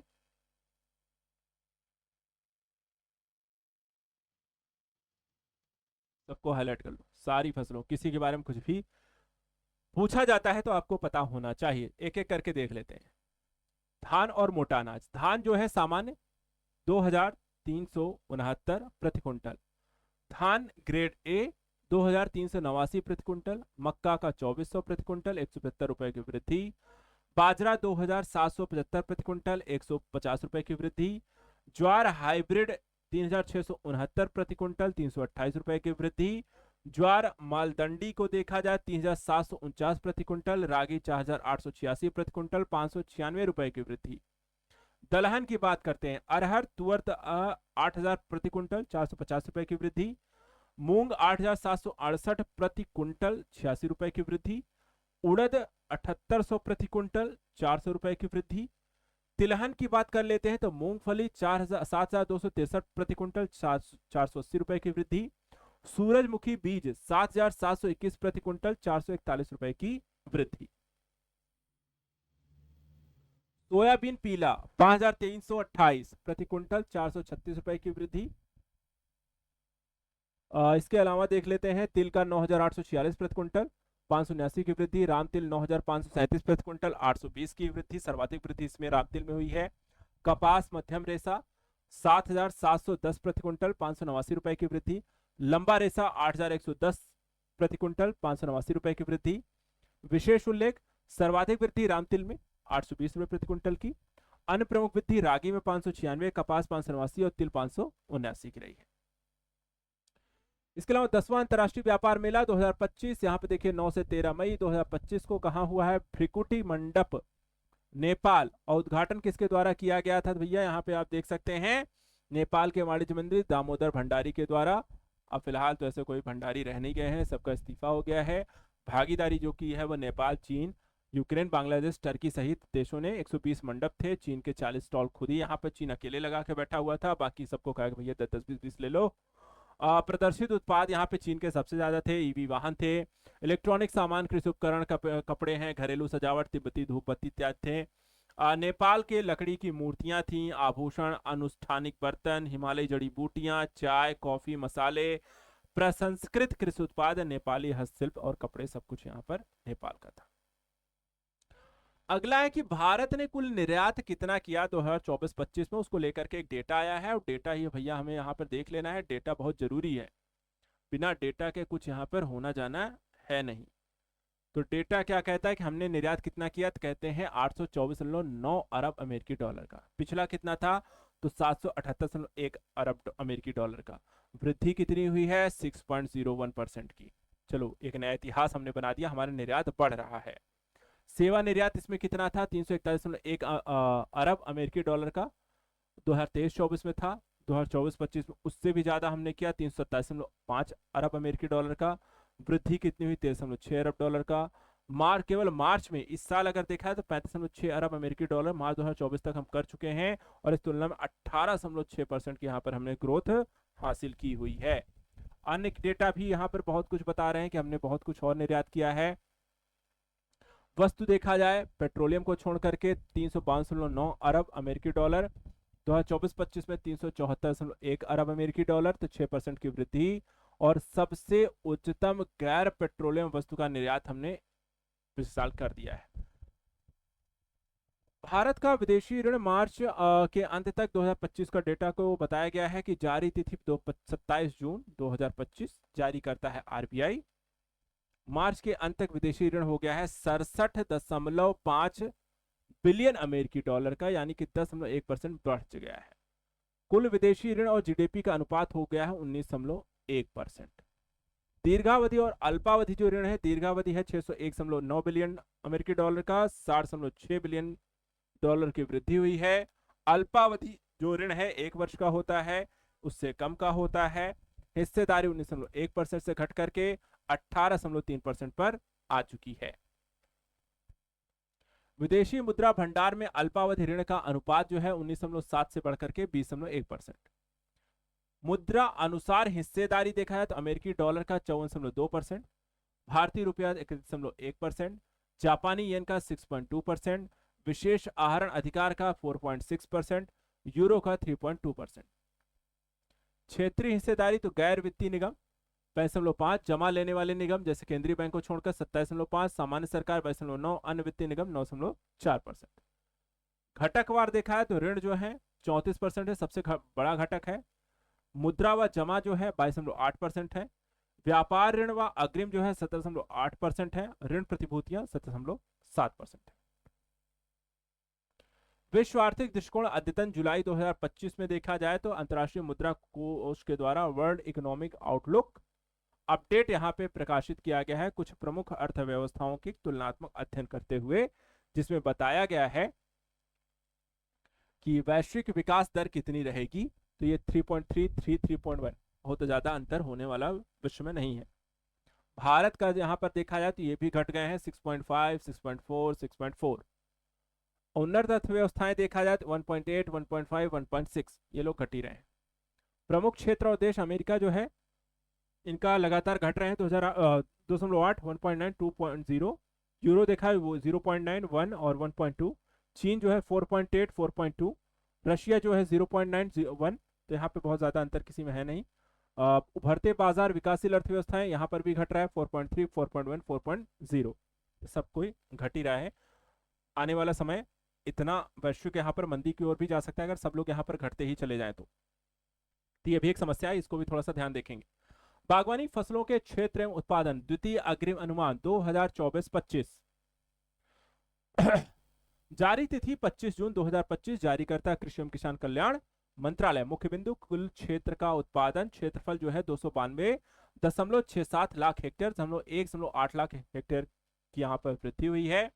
उत्पादन कितना हुआ है 3,677.24 लाख टन, वृद्धि 3.66% की 129.80 लाख टन अधिक हुआ है। फल उत्पादन तो यहाँ पे सबका भैया नोट कर लो, नोट कर लो, इसे बहुत काम आता है। एक तरफ से सबको नोट करेंगे, ठीक है, कुछ नहीं छोड़ा जाएगा। अब एक एक करको देख लो, डेटा ही है। सबसे पहले देखते हैं फल उत्पादन कितना है। आम का 228.37 लाख टन 2023-24 में, 2023.9 लाख टन, यानी इनमें वृद्धि हुई है। केला 380, पिछला 376 था। तरबूज 44.70 लाख टन, पिछला 37.21 लाख टन था। सब्जियां का उत्पादन 2196.74 लाख टन का उत्पादन हुआ, जो पिछले साल 2072.08 टन था, जो 6% अधिक हुआ है। प्याज का उत्पादन 360.72 लाख टन, जो पिछला यहां पर आपको देखा था 65 लाख टन की वृद्धि। आलू 601.75 लाख टन, 31.21 लाख टन की वृद्धि। टमाटर 2.752 लाख टन, 213.23 से कम हुआ है। टमाटर में गिरावट आई है।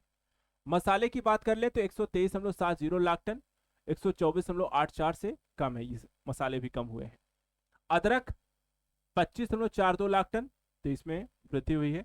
लहसुन 35.03, इसमें भी वृद्धि हुई है। हल्दी 12.04, 10.63 से बेटर हुआ है। तो काफी सारी चीजें यहाँ पे ज्यादा उत्पादन कर लिया हमने। हाँ, एक चीज ये भी बहुत जरूरी रहता है भैया, शीर्ष उत्पादक राज्यों वाला बहुत क्वेश्चन पूछा जाता है, तो ये भी देख लो कौन कौन है। फल में आंध्र प्रदेश, महाराष्ट्र, उत्तर प्रदेश, मध्य प्रदेश।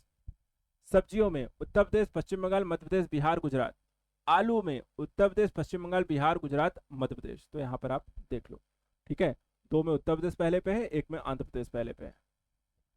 चीन का पहला गोल्ड एटीएम, लो भाई अब पैसे की जगह गोल्ड भी निकलने लगेगा। अब चीन क्या क्या करेगा, तो चीन का पहला गोल्ड एटीएम स्थान देखा है शंघाई चीन में। प्रारंभ कब हुआ है, अप्रैल 2025 से। संचालन कौन कर रहा है, तो चीन का किंग हुड ग्रुप कर रहा है। गोल्ड एटीएम क्या है, 3 ग्राम से अधिक वजन और कम से कम 50% शुद्धता वाले सोने के आइटम स्वीकार करेगा, लेगा मतलब सोने को पिघलाकर उसकी शुद्धता और वजन की जांच करता है। जांच पूरी होने के बाद 30 मिनट के भीतर बराबर मूल्य विक्रेता के बैंक खाते में ट्रांसफर कर दिया जाएगा। यानी कि भैया सोना देगा नहीं, सोना आपसे लेगा।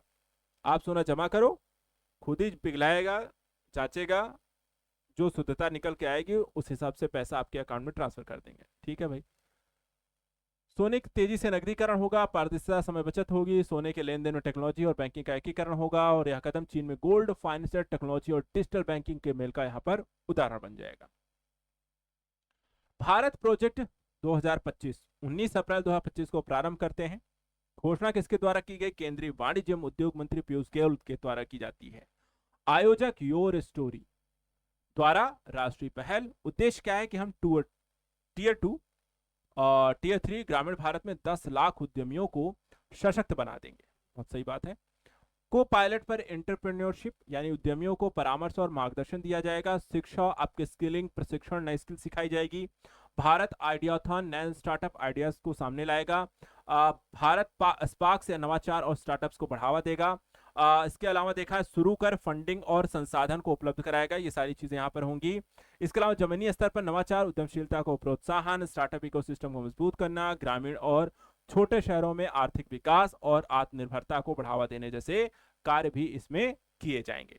इसके अतिरिक्त अगर हम देखें तो पैन 2.0 सरकार के द्वारा लाई गई एक और परियोजना, और इसमें अगर हम देखें तो स्वीकृत आर्थिक मामलों की कैबिनेट समिति के द्वारा निवेश की गई है 1435 करोड़ रुपए की परियोजना जो है कि इसके माध्यम से सरकार करदाता पंजीकरण प्रक्रिया को प्रौद्योगिकी के साथ यहां पर जोड़ करके आधुनिक बनाने का काम करेगा। इसमें अनिवार्य पैन डाटा वॉल्ट सिस्टम को विकसित किया जाएगा। पैन 10 1.0 को अपग्रेड किया जाएगा। कोर और नॉन कोर पैन 10 सेवाओं को यहां पर देखा एकीकृत करेगा। डिजिटल इंडिया से तालमेल बिठाया जाएगा। पैन को यहां पर सभी डिजिटल प्रणाली यानी कि कॉमन आइडेंटिफायर बनाया जाएगा, सबके साथ जोड़ दिया जाएगा। पोर्टल 3 है इसमें, फाइलिंग, यूटीआई, आईटीएलएस और प्रोटीन ई गवर्नमेंट को मिलाकर के हम एक पोर्टल बना देंगे और सभी पोर्टल पर अनिवार्य कर देंगे पैन। तो नया पैन आवंटन, अपडेट, सुधार, ऑनलाइन पैन सत्यापन, नो योर एओ यानी असेसिंग ऑफिसर, आधार पैन लिंकिंग, ये सारे काम वहां पे होंगे। चलिए आई थिंक सेम टॉपिक हो गया है, आगे बढ़ते हैं। लाभ क्या होगा पैन 2.0? तो कर योजना करदाता जो होंगे, तेज आसान सेवा, डेटा का सत्यम स्थिर होगा, इको फ्रेंडली प्रक्रिया होगी, लागत में कमी आएगी, सुरक्षा दक्षता में बढ़त होगी। संबंधित अवधारणाएं जैसे पैन का फुल फॉर्म क्या होता है भैया? Permanent account number. आयकर विभाग के द्वारा 10 अंकों की अल्फा न्यूमेरिक संख्या आपको करदाता को दी जाती है। टैन क्या होता है? Tax deduction and collection account number, जो 10 अंकों की एक अल्फा न्यूमेरिक संख्या टीडीएस या टीसीएस कटौती है तो आवश्यक है। और टिन जो होता है यहाँ पर आप देखा टैक्स पेयर आइडेंटिफिकेशन नंबर, जो 11 अंकों की संख्या होती है, राज्यों के वाणिज्यिक कर विभाग के द्वारा जारी की जाती है। इसके अलावा पूर्वोत्तर क्षेत्र जिला सतत विकास लक्ष्य सूचकांक 2023-24 7 जुलाई 2025 को जारी किया गया। नीति आयोग और पूर्वोत्तर क्षेत्र विकास मंत्रालय के द्वारा सहयोगी था संयुक्त राष्ट्र विकास कार्यक्रम। सतत विकास लक्ष्य 2015 में जारी किए गए थे। गरीबी उन्मूलन, जीवन स्तर सुधार, प्रकृति संरक्षण, शांति को बढ़ावा देना। एसडीजी सूचकांक पूर्वोत्तर संस्करण को देख लेते हैं, क्या क्या इसमें इंपॉर्टेंट पहलू हैं। पहला संस्करण लाया गया था 26 अगस्त 2021 को। दूसरा संस्करण लेकर जब आया गया तब था 2023-24 में। जिलों की संख्या पहले में 103 थी, वर्तमान में 121 हो गई हैं। संकेतक 84, 41 केंद्र स्रोत हैं, 43 राज्य स्रोत हैं। सूचकांक के उद्देश्य क्या क्या हैं? तो यहाँ पर देखें प्रदर्शन अंतराल और चुनौतियों की पहचान इत्यादि करना। इसके अलावा अगर हम देखें तो आपका अंतरराज्यीय समानताओं का विश्लेषण करना, जिला एवं लक्ष्य आधारित प्रतिस्पर्धी संघवाद को बढ़ावा देना, सर्वोत्तम प्रथाओं का आदान प्रदान, डेटा संग्रहण, सांख्यिकी प्रणालियों में सुधार। जिलों का वर्गीकरण देखा जाए तो आपको कैसे किया गया है? तो सफल अचीवर के रूप में, फ्रंट रनर के तौर पे भी किया गया है। सफल में 100% अंक प्राप्त करने वाले को, अग्रणी या फ्रंट रनर में 65 से लेकर के 99.99, मध्यम स्तर 50 to 64.99, आकांक्षी 50 से कम। 2021-22 में अग्रणी जिलों का अनुपात 62% था और इस बार 85% है। इसके अतिरिक्त एसडीजी अनुसार प्रगति, तो यहां पर सभी जिलों के बारे में देखा जाए तो अग्रणी जिले 21 से घटकर 36, आकांक्षी घटकर 3, शून्य भूख 49 से 83, आकांक्षी केवल 1, अग्रणी 14 से 48, आकांक्षी यहां पर 18 से 6। ये एसडीजी गोल्स हैं। एसडीजी गोल्स 4 जो कि शिक्षा को लेकर के है, अग्रणी जो थे 36 बढ़ के 80, आकांक्षी 11। एसडीजी 5 जो लैंगिक समानता को लेकर के है, अग्रणी 71 से 112 हो गए, आकांक्षी केवल 1 बचा है। एसडीजी 6 जो है जल स्वच्छता को लेकर के है, अग्रणी 81 से 114 हो गए हैं। एसडीजी 7 जो ऊर्जा को लेकर के है, सफल जिले जो है 7 से बढ़कर 14 हो गए हैं। एसडीजी 8 जो आर्थिक विकास को लेकर के है, अग्रणी जिलों की संख्या 69 से 111 हो गई है। एसडीजी गोल्स 9 बुनियादी ढांचा को लेकर के है, इसमें अग्रणी 55 से बढ़कर के 92 हो गए हैं। एसडीजी गोल 10 जो है समानता को लेकर के है, अग्रणी की संख्या 59 से 43, आकांक्षी की 12 से 33। एसडीजी गोल्स 12 जो है वो उपभोग व उत्पादन को लेकर के है, अग्रणी 66 से 51 आ गई है, आकांक्षी 18 स्थिर है। एसडीजी गोल 13 जलवायु कार्यवाही को लेकर के है, अग्रणी की 36 से 59, आकांक्षी 49 हो गई है। और एसडीजी गोल्स 15 जो जीवन दशा को लेकर के है, सफल 12 से 26, अग्रणी 87 है। और एसडीजी गोल 16 जो शांति और संस्थाएं, अग्रणी 64 से बढ़कर 90, आकांक्षी 1 से बढ़कर के 5। शीर्ष प्रदर्शन करने वाले राज्य तो मिजोरम का है हना हथियाल 21.43, चंफाई कोलासिब, त्रिपुरा का गोमती, पश्चिम त्रिपुरा, दक्षिणी त्रिपुरा। नागालैंड में मोकोंग चुंग, कोहिमा, दीमापुर और सिक्किम का गंगटोक। मुख्य निष्कर्ष, सबसे अच्छा जिला मिजोरम का हना हथियाल 21.43, सबसे खराब जिला अरुणाचल प्रदेश का लोंगडिंग 58.71%, सबसे अधिक अंतर नागालैंड में 15.07%, सबसे कम अंतर सिक्किम में 5.5%। प्रमुख सफलता के कारक क्या थे? जल जीवन मिशन, स्वच्छ भारत मिशन, स्थानीय योजना, नियमित मॉनिटरिंग, बेहतर डेटा सिस्टम। चुनौतियां जलवायु परिवर्तन, असमानता, जिम्मेदारी आधारित उपभोग। अगला है राजकोषीय स्वास्थ्य सूचकांक 2025, जिसे नीति आयोग के द्वारा जारी किया गया, आधार वर्ष 2022-23 रखा गया है और राज्यों की राजकोषीय स्थिति और वित्तीय प्रबंधन का इसमें मूल्यांकन किया जाएगा। सूचकांक के बारे में ध्यान रखिएगा, इसमें शामिल राज्यों की संख्या, तो भारत की अर्थव्यवस्था में योगदान करने वाले 18 राज्य इसमें शामिल हैं। डेटा जो स्रोत है वो कैग का है, मूल्यांकन के जो मानक हैं वो आपको ध्यान रखने हैं।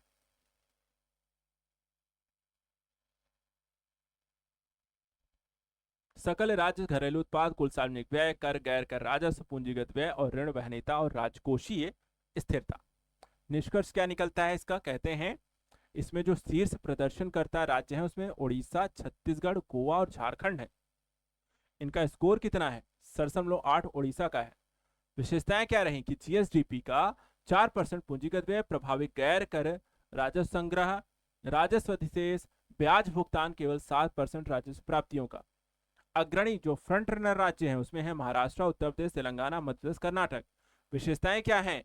विकास व्यय इनका 73%, कर राजस्व में निरंतर वृद्धि, संतुलित ऋण प्रबंधन। परफॉर्मेंस में तमिलनाडु, बिहार, राजस्थान, हरियाणा और आकांक्षी में पंजाब, आंध्र प्रदेश, पश्चिम बंगाल, केरल रहे हैं, जहां उच्च राजकोषीय राजस्व घाटा, कमजोर राजस्व संग्रह, बढ़ता ऋण बोझ, ऋण वहनीयता चिंता का विषय रहे। इसके अतिरिक्त लंबी अवधि 2014-15 से 2021-22 का औसत प्रदर्शन उच्चतम स्कोर वाले में उड़ीसा, गोवा, कर्नाटक, महाराष्ट्र, छत्तीसगढ़ रहे। अगला है एक और योजना जो प्रधानमंत्री जनधन योजना है, जिसके पूरे हो गए हैं 11 वर्ष। ठीक है, तो इसको लेकर के क्या डिटेल है वो देख लेते हैं। 28 अगस्त 2014 को शुरू की गई। उद्देश्य क्या था? हर घर बैंकिंग सुविधा को पहुंचाना। वित्तीय पहचान, बीमा, पेंशन, ऋण सुविधाएं बैंकिंग माध्यम से पहुंचाना है। अब यहां पर जो डेटा हमारे पास है वो देख लेते हैं। इस योजना का लाभ, डेटा पहला बताता है कि 56.16 करोड़ खाते इसमें खोले गए हैं, 2.67 लाख करोड़ जमा राशि है, 56% खाते जो हैं महिलाओं के नाम पर हैं। लैंगिक स्तर पर जो समानता है वित्तीय दृष्टिकोण से, वो यहां पर एक बड़े कदम के तौर पर इसे देखा गया। योजना का मूल स्तंभ क्या रहा? Breaking the unbanked banking saving bank deposit account, basic जो रूप से इसे खोल दिया गया है। न्यूनतम दस्तावेज, शून्य शेष खाते और कैंप मोड में खाता खोला गया है। तेजी से यहां पर लोगों को बैंकिंग के साथ जोड़ा गया। स्वदेशी रुपए डेबिट कार्ड लॉन्च किया गया। 2 लाख तक निःशुल्क दुर्घटना बीमा प्रदान की गई। फंडिंग द अनफंडेड यानी सूक्ष्म बीमा, पेंशन सुविधाएं, 10,000 तक ओवरड्राफ्ट और सूक्ष्म ऋण तक यहां पर पहुंच भी प्रदान की गई है। बिना न्यूनतम बैलेंस, सीमित लेन देन, स्मॉल अकाउंट, पहचान पत्र न होने पर भी खाता 12 माह तक मान्य है। रुपए डेबिट कार्ड, 2 लाख, दुर्घटना बीमा, बैंक मित्र, ग्रामीण क्षेत्र तक पहुंच गए। सरकारी योजनाओं का लाभ यहां पर आपको direct benefit transfer, PM JJBY, PMSBY, APY, Mudra Yojana, सबका लाभ आपको बैंकिंग के थ्रू के माध्यम मिल रहा है। उपलब्धियां 2015 में वित्तीय समावेशन का जो विस्तार था 14.72 करोड़, 2025 में 56.16 करोड़ खाते, 67% ग्रामीण और अर्ध शहरी क्षेत्रों में और 327 सरकारी योजनाओं का डायरेक्ट बेनिफिट ट्रांसफर बिचौलियों की समाप्ति। महिलाओं की भागीदारी 56% खाते, सामाजिक सुरक्षा, सूक्ष्म ऋण में विस्तार।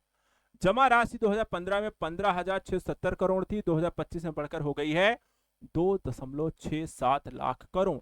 डिजिटल लेन देन रुपे कार्ड में देखा है तो 38.68 करोड़ कार्ड जारी किए गए। Bharat real time digital payment में देखा जाए तो अग्रणी बना।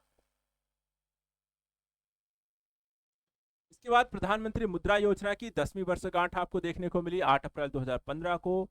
सूक्ष्म लघु उद्यमों संपार्श्विक मुक्त संस्थागत ऋण उपलब्ध कराए गए। प्रवर्तन micro units development and refinance agency limited के द्वारा की गई। और ऋण गारंटी देखा है तो क्रेडिट गारंटी फंड के फॉर माइक्रो यूनिट्स के माध्यम से की गई है। इसकी विशेषताएं क्या रही हैं?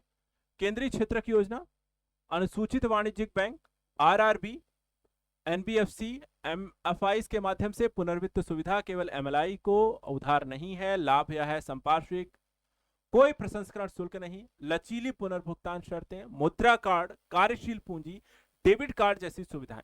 एक और जो पहलू इस योजना में आपको ध्यान रखना है कि इसमें श्रेणियां हैं। श्रेणियां कौन सी हैं? ये वाली, ये एग्जाम में पूछा भी गया है।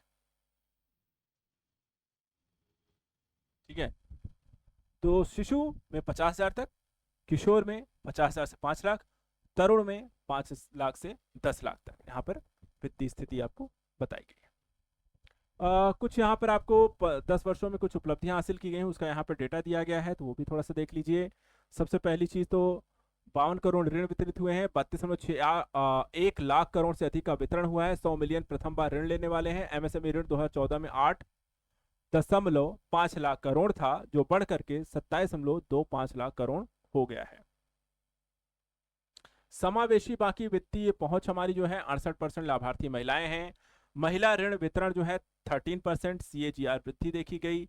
महिला जमा देखा जाए तो आपको 14% की वृद्धि देखी गई। SC ST OBC उद्यमी लगभग 50% हैं।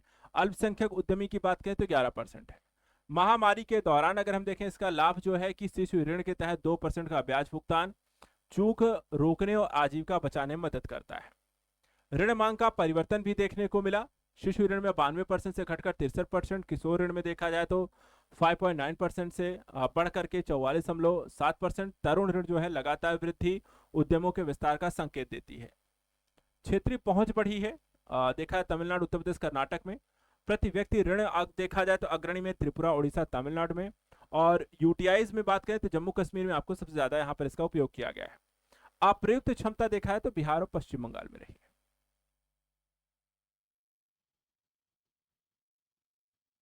बाकी आयुष्मान का वय वंदन कार्ड, केंद्रीय पेट्रोलियम व प्राकृतिक गैस मंत्री हरदीप सिंह पुरी और दिल्ली की मुख्यमंत्री रेखा गुप्ता ने नई दिल्ली में इसका शुभारंभ किया।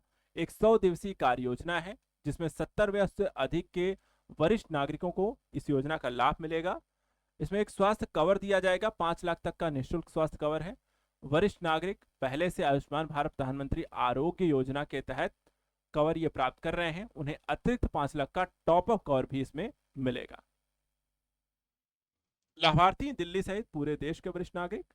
परिवार का असर, बुजुर्गों और उनके परिवारों को स्वास्थ्य खर्च में भारी कमी। पृष्ठभूमि व सरकार की पहल में 29 अक्टूबर 2024 को प्रधानमंत्री नरेंद्र मोदी ने AB और PMJY के विस्तार की घोषणा की थी और इसके तहत पूरे देश में 70 वर्ष से अधिक आयु के सभी वरिष्ठ नागरिकों आयुष्मान वय वंदन कार्ड उपलब्ध कराया गया। योजना शुरू होने के 30 दिनों के भीतर कम से कम 1 लाख वरिष्ठ नागरिकों को नामांकित करना। ठीक है, तो बुजुर्गों का इलाज हो जाएगा, सामाजिक सुरक्षा समावेशन होगा, स्वास्थ्य की बेहतर पहुंच होगी। इस तरीके से आपका इकोनॉमिक आपको एक फायदा यहां पर आपको मिलता हुआ दिखाई देगा। ये हो गया, योजनाएं हो गई, पॉलिसी हो गई, बाजार हो गया, ट्रेड हो गया, RBI हो गई, उससे संबंधित यहाँ पर आपका सभी पहलू हमने डिस्कस कर लिए। अब जैसे मैंने आपको कहा था कि इसमें एक पहलू और भी है, बजट और इकोनॉमी सर्वे का। तो पहले बजट देख लेते हैं, फिर उसके बाद इकोनॉमी सर्वे देखेंगे। तो बजट के पहलुओं को एक एक करके थोड़ा सा देखेंगे। लाया कब गया? तो 1 फरवरी 2025 को। कब से कब तक के लिए? तो यहाँ पर आपको 2025-26 का बजट है। बजट अनुमान जो है थोड़ा थोड़ा देखते चलेंगे, ज्यादा यहाँ पर आपको बजट को लेकर के यहाँ पर परेशानी नहीं लेनी है। बजट में बस ये देखना है कि हमें पढ़ना क्या है, क्वेश्चन आता कहाँ से है। तो जैसे कि बजट था कितने का, किस साल का है, और विभिन्न क्षेत्रों को लेकर के क्या दिया गया है, तो वो एक पहलू आपको हमेशा इसको ध्यान रखना है। सबसे पहले देखिए, उधारियों के अलावा कुल प्राप्तियां और कुल व्यय 14.96 लाख करोड़ रुपए तक का और 50.65 लाख करोड़ रुपए का अनुमान। निवल कल प्राप्ति 28.37 लाख करोड़ का। राजकोषीय घाटा जीडीपी का 4.4% रहेगा। सकल बाजार उधारियां 14.82 लाख करोड़। वित्तीय वर्ष 2025-26 के कैपेक्स व्यय 11.21 लाख करोड़, जीडीपी का 3.1%। इसके अलावा राज्यों की भागीदारी से प्रधानमंत्री धन धान्य कृषि योजना शुरू होगा। इसके अलावा 100 जिलों को इसमें शामिल किया जाएगा। राज्यों की भागीदारी से ग्रामीण समृद्धि लचीला निर्माण मानक एक बहुक्षेत्रीय कार्यक्रम भी शुरू होंगे। पहले चरण में हम 100 कृषि जिलों को शामिल करेंगे। तूर, उड़द, मसूर पर विशेष ध्यान देने के लिए 6 वर्षीय दलहनों में आत्मनिर्भरता मिशन भी शुरू किया गया, हाईलाइट करते चलिएगा। इसमें केंद्रीय एजेंसी होगी नेफेड। एनसीसीएफ अगले 4 वर्षों के दौरान किसानों में दालें खरीदेगी। उत्पादन जो होगा, प्रभावी आपूर्तियां, प्रसंस्करण किसानों के लाभकारी मूल्य को बढ़ावा देंगे। राज्यों की भागीदारी का भी कार्यक्रम है, उनको भी शामिल होना है। मखानों का उत्पादन, प्रसंस्करण, मूल्य संवर्धन, विपणन में सुधार लाने के लिए बिहार में मखाना बोर्ड स्थापित करने का प्रस्ताव, वो उसकी घोषणा भी हो चुकी है। राष्ट्रीय उच्च पैदावार बीज मिशन शुरू करने का प्रस्ताव। अनुसंधान इकोसिस्टम को मजबूत करेंगे। उच्च पैदावार बीजों की 100 से अधिक किस्मों को वाणिज्यिक उपयोग के लिए। कपास की खेती की उत्पादकता निरंतरता में पर्याप्त सुधार लाने के लिए 5 वर्षीय मिशन की घोषणा। किसान क्रेडिट कार्ड के माध्यम से ऋणों की सीमा 3 लाख से बढ़ा करके 5 लाख की गई है। नाम रूप असम में 12.7 लाख मीट्रिक टन की वार्षिक उत्पादन वाला एक संयंत्र यहां पर स्थापित होगा। उद्यम जो पोर्टल है उसके माध्यम से पंजीकृत सूक्ष्म उद्योगों के लिए पहले वर्ष 5 लाख रुपए तक की सीमा और 10 लाख तक हम कस्टमाइज्ड क्रेडिट कार्ड भी जारी करेंगे। विस्तारित जो कार्य क्षेत्र है, 10,000 करोड़ के नए अंशदान होंगे। 5 लाख उद्यमी महिला उद्यमियों, अनुसूचित जनजातियों को पहली बार एससी और एसटी महिला उद्यमियों के लिए अगले 5 वर्षों के दौरान 2 करोड़ रुपए का सावधि ऋण यहां पर उपलब्ध कराई जाएगी। बिहार में राष्ट्रीय खाद्य प्रौद्योगिकी उद्यमशीलता प्रबंधन संस्थान, मेक इन इंडिया को आगे बढ़ाने के लिए एमएसएमई उद्योगों को राष्ट्रीय विनिर्माण मिशन के तहत स्थापित करना। भारत नेट परियोजना, सारी परियोजनाओं को हाईलाइट करिएगा, किसके लिए है, इन परियोजना का उद्देश्य क्या है, किस सेक्टर के लिए, यह जरूर पूछा जाता है। भारत नेट परियोजना सभी सरकारी माध्यमिक स्कूलों, प्राथमिक स्वास्थ्य केंद्रों को ब्रॉडबैंड कनेक्टिविटी। स्कूल उच्चतर शिक्षा के लिए भारतीय भाषाओं में डिजिटल रूप से पुस्तकें प्रदान करना, भारतीय भाषा पुस्तक योजना। Make for India, make forward, यानी कि विनिर्माण के लिए हमारे युवाओं को आवश्यक यहाँ पे कौशल में सुसज्जित करना। 6500 और विद्यार्थियों को शिक्षा सुगम बनाने के लिए 2014 के पश्चात शुरू 5 आईआईटी में अतिरिक्त अवसंरचना। 500 करोड़ का कुल परिव्यय कृत्रिम बुद्धिमत्ता उत्कृष्टता केंद्र के लिए। मेडिकल कॉलेज और अस्पतालों के लिए 5 वर्षों में 75,000 और सीटें बढ़ाने के लिए 10,000 अतिरिक्त सीटें बढ़ाई जाएंगी। अगले 3 वर्षों में सभी जिला अस्पतालों में डे केयर कैंसर स्थापित होंगे। 2025-26 में 200 केंद्र स्थापित होंगे। सभी कामगारों को आमदनी बढ़ाने, स्थायी आजीविका पाने के लिए सामाजिक आर्थिक उत्थान की एक स्कीम की घोषणा होगी। पीएम स्वनिधि स्कीम को बैंकों से संबंधित ऋण 30,000 रुपए की सीमा के साथ, यूपीआई लिंक्ड क्रेडिट कार्डों को क्षमता विकास सहायता के साथ नवीनीकृत। गिग कामगारों के लिए पहचान पत्र, ई श्रम पोर्टल के साथ उनका पंजीकरण। पीएम जन आरोग्य योजना के अंतर्गत स्वास्थ्य देखभाल। पूंजी व्यय प्रोत्साहन, 50 वर्ष के ब्याज मुक्त ऋण के 1.5 लाख रुपए का यहाँ पे आवंटन। घोषित की गई नई परियोजनाओं में 10 लाख करोड़ के पूंजी के लिए 2025-30 के लिए दूसरी योजना। जल जीवन मिशन को बढ़े हुए कुल आवंटन के साथ 2028 तक बढ़ाया गया है। 1 लाख करोड़ रुपए के शहरी चुनौती कोष की घोषणा। 10,000 करोड़ के आवंटन का प्रस्ताव। शहरों के पुनर्विकास, जल स्वच्छता के लिए। विकसित भारत के लिए परमाणु ऊर्जा यहाँ पर मिशन। इसके लिए परमाणु ऊर्जा अधिनियम, नागरिक दायित्व परमाणु क्षति अधिनियम में संशोधन का प्रस्ताव। 20,000 करोड़ रुपए का यहाँ पर इसके लिए भी आवंटन, यानी परमाणु ऊर्जा को भारत में बढ़ावा देने का काम इसके माध्यम से किया जाएगा, जिसमें छोटे मॉडल के यहाँ पर रिएक्टर्स को आपको बनाया जाएगा। इसके अतिरिक्त देखिए बस 2030 तक 5 स्वदेशी, थोड़ा सा यहाँ पे हाईलाइट कर लेते हैं इन पहलुओं को। स्वदेशी यहाँ पर एसएमआर संचालन 25,000 करोड़ का यहाँ पे आवंटन समुद्री विकास के लिए, सरकारी योगदान 49% रहेगा। बंदरगाहों निजी क्षेत्र को यहाँ पर विकसित करना है। 10 वर्षों में 120 नए गंतव्य, 4 करोड़ यात्रियों को लाने ले जाने के लिए। पर्वतीय आकांक्षी और उत्तर पूर्व के जिलों में हेलीपैड, छोटे हवाई अड्डे। बिहार में देखा जाए तो ग्रीन पटना एयरपोर्ट और बिहटा में ब्राउनफील्ड एयरपोर्ट। इसके अलावा बिहार में मिथिलांचल में पश्चिमी कोशी नहर परियोजना। प्रधानमंत्री अनुसंधान फेलोशिप के तहत वित्तीय सहायता आईआईटी आईएएस में यहाँ पे प्रौद्योगिकी संस्थान 10,000 फेलोशिप। भावी खाद्य सुरक्षा पोषण के लिए 10 लाख जर्म प्लाज्म लाइंस। दूसरा जीन बैंक। जियो स्पेटियल अवसंरचना, डाटा विकसित करने के लिए यहाँ पर देखा जाए तो एक जियो स्पेटियल मिशन की घोषणा। शैक्षिक संस्थान हो गए, संग्रहालय हो गए, इनके लिए निजी संग्रहर्ता हो गए, उनके संरक्षण करने के लिए, संरक्षण के लिए ज्ञान भारतन मिशन। 1 करोड़ से अधिक पांडुलिपियां इसमें संरक्षित की जाएंगी। एमएसएमई वित्त मंत्रालय द्वारा संयुक्त रूप से संचालित संवर्धक मिशन। अलग अलग क्षेत्रों के लिए मंत्रालयों के लक्ष्य तय करना। व्यापार प्रोत्साहन वित्त पोषण संयुक्त मंच के रूप में अंतर्राष्ट्रीय भारत ट्रेड नेट यहां पर स्थापित करना। इसके अलावा भारत में संपूर्ण प्रीमियम का निवेश, एफडीआई 74 से बढ़ाकर के 100। सार्वजनिक क्षेत्र के बैंक एचएसजी सदस्यों, ग्रामीण क्षेत्रों के लोगों के ऋण आवश्यकताओं को इसमें पूरा करना। प्रतिस्पर्धी संघवाद, गैर वित्तीय संबंधी नियम प्रमाण लाइसेंस, विनियामक सुधारित उच्च स्तरीय समिति का गठन। प्रतिस्पर्धी संबंधित संघवाद को बढ़ाने के लिए 2025 तक निवेश अनुकूल सूचकांक राज्यों में शुरू करेंगे। जन विश्वास विधेयक 2.0 के तहत 100 से अधिक प्रावधान जो गैर आपराधिक बनाने के लिए प्रस्ताव हैं। बजट में भारतीय रेलवे को 2,52,000 करोड़ रुपए दिया गया है। अतिरिक्त बजटीय संसाधनों के लिए 10,000 करोड़। पूंजीगत व्यय कैपेक्स बढ़कर 2,62,000।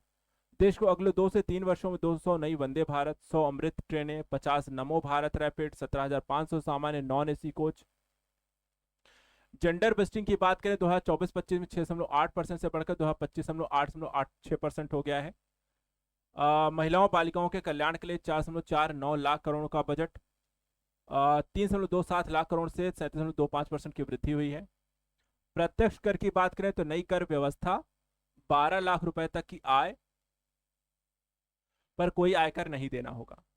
वेतन भोगी करदाताओं के लिए 75,000 रुपए की मानक कटौती कारण 12.75 लाख रुपए इसे कर दिया गया है।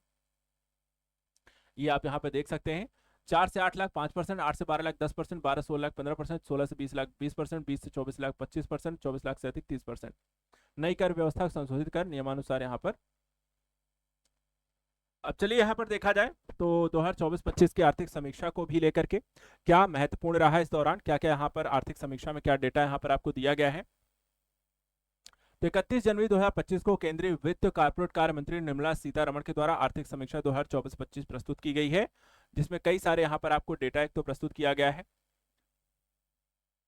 जिसमें भारत की वास्तविक जीडीपी जो है 2024-25 में 6.4% रहने की उम्मीद है।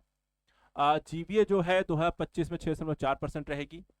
वैश्विक अर्थव्यवस्था 2023 में देखा है 3% की वृद्धि, और आईएमएफ ने अगले 5 वर्षों में इसमें 3.2% की वृद्धि का एक अनुमान जताया है। 2026 में वास्तविक जीडीपी 6.3 से 6.8 के बीच रहेगी। खुदरा मुद्रास्फीति जो हेडलाइन मुद्रास्फीति भी से कहा जाता है, ये आपको देखा है तो 5.4% से घटकर अप्रैल दिसंबर 2024 तक 4.9%।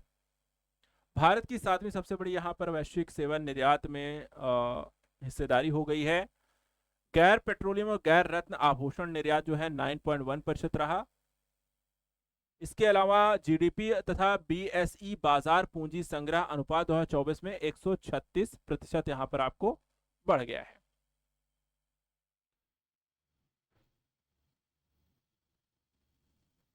भारत का बीमा बाजार में भी वृद्धि हुई है। कितनी हुई है तो 2024 में 7.7% की वृद्धि 11.2 लाख करोड़ हो गया है। पेंशन क्षेत्र की भी देखा है तो 16% की वृद्धि दर्ज की गई है कुल संख्या में। 2024 में देखा है तो पहले 9 महीनों में कुल निर्यात जो है व्यापार प्लस सेवा में 6% की वृद्धि। दूरसंचार, कंप्यूटर, सूचना, वैश्विक निर्यात में भारत की हिस्सेदारी 10.2% बढ़ी है। भारत का चालू खाता घाटा जीडीपी का 1.2% रहेगा।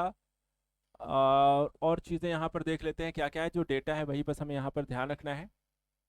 इसके अलावा जो एफडीआई है उसमें मजबूती आई है। 2024 के पहले 8 महीनों में 47.2 बिलियन डॉलर की एक एफडीआई यहाँ पर बढ़ करके आपको 55.6 बिलियन डॉलर की हो गई है।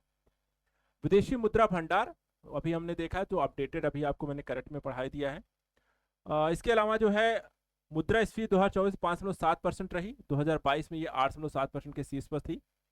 खुदरा मुद्रास्फीति 5.4% से घटकर 4.9% आ चुकी है। इसके अलावा आरबीआई और आईएमएफ का अनुमान है कि भारत को उपभोक्ता मूल्य स्फीति 4% के लक्ष्य के अनुरूप रहेगी। इसके अतिरिक्त और जो इंपॉर्टेंट इसमें पहलू हैं,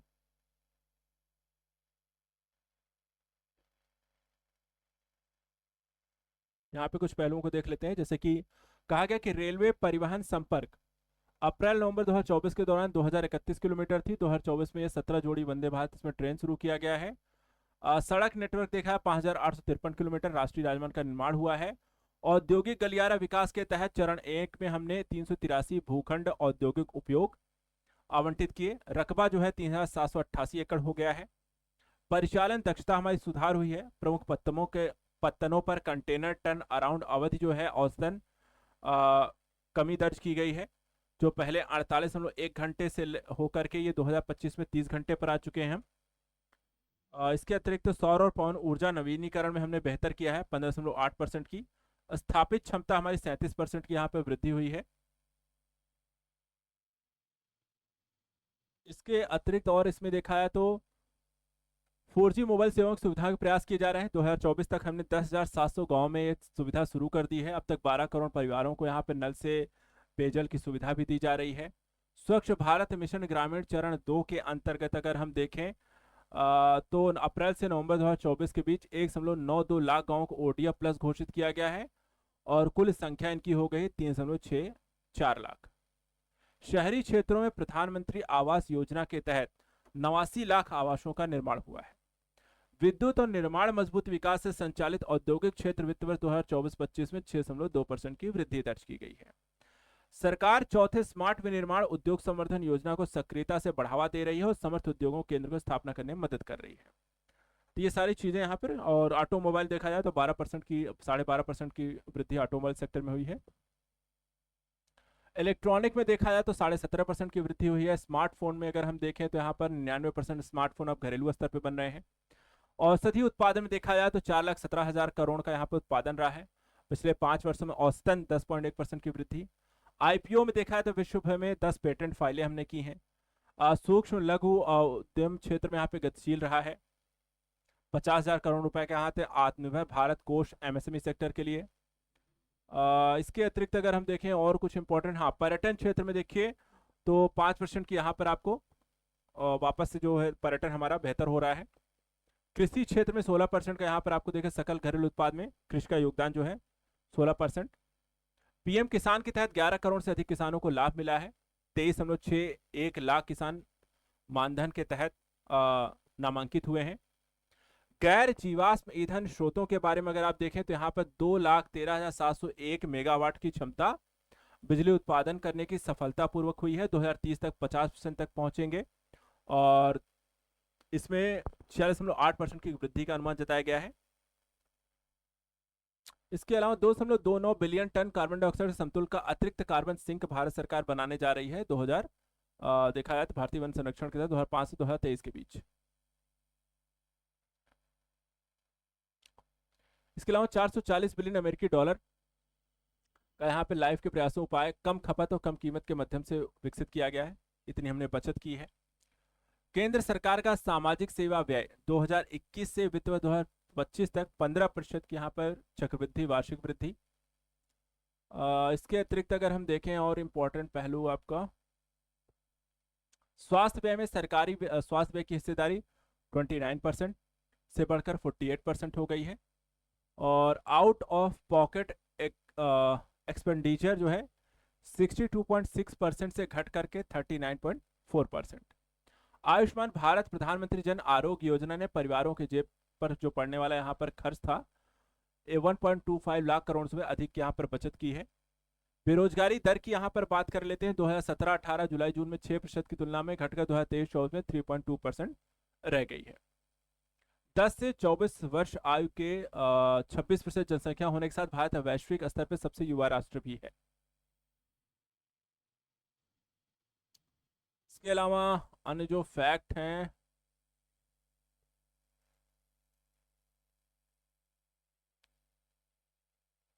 चलिए और यहाँ पे ज़्यादा कुछ नहीं है। बाकी एआई दक्षता को बेहतर करना है, युवा सक्रिय तकनीक को बढ़ावा देना है, काम का भविष्य यानी कि देखा जाए तो आपको संवर्धित बुद्धिमत्ता कार्यबल को विकसित करना, इस उद्देश्य के साथ मानव क्षमता को सृजित करना है।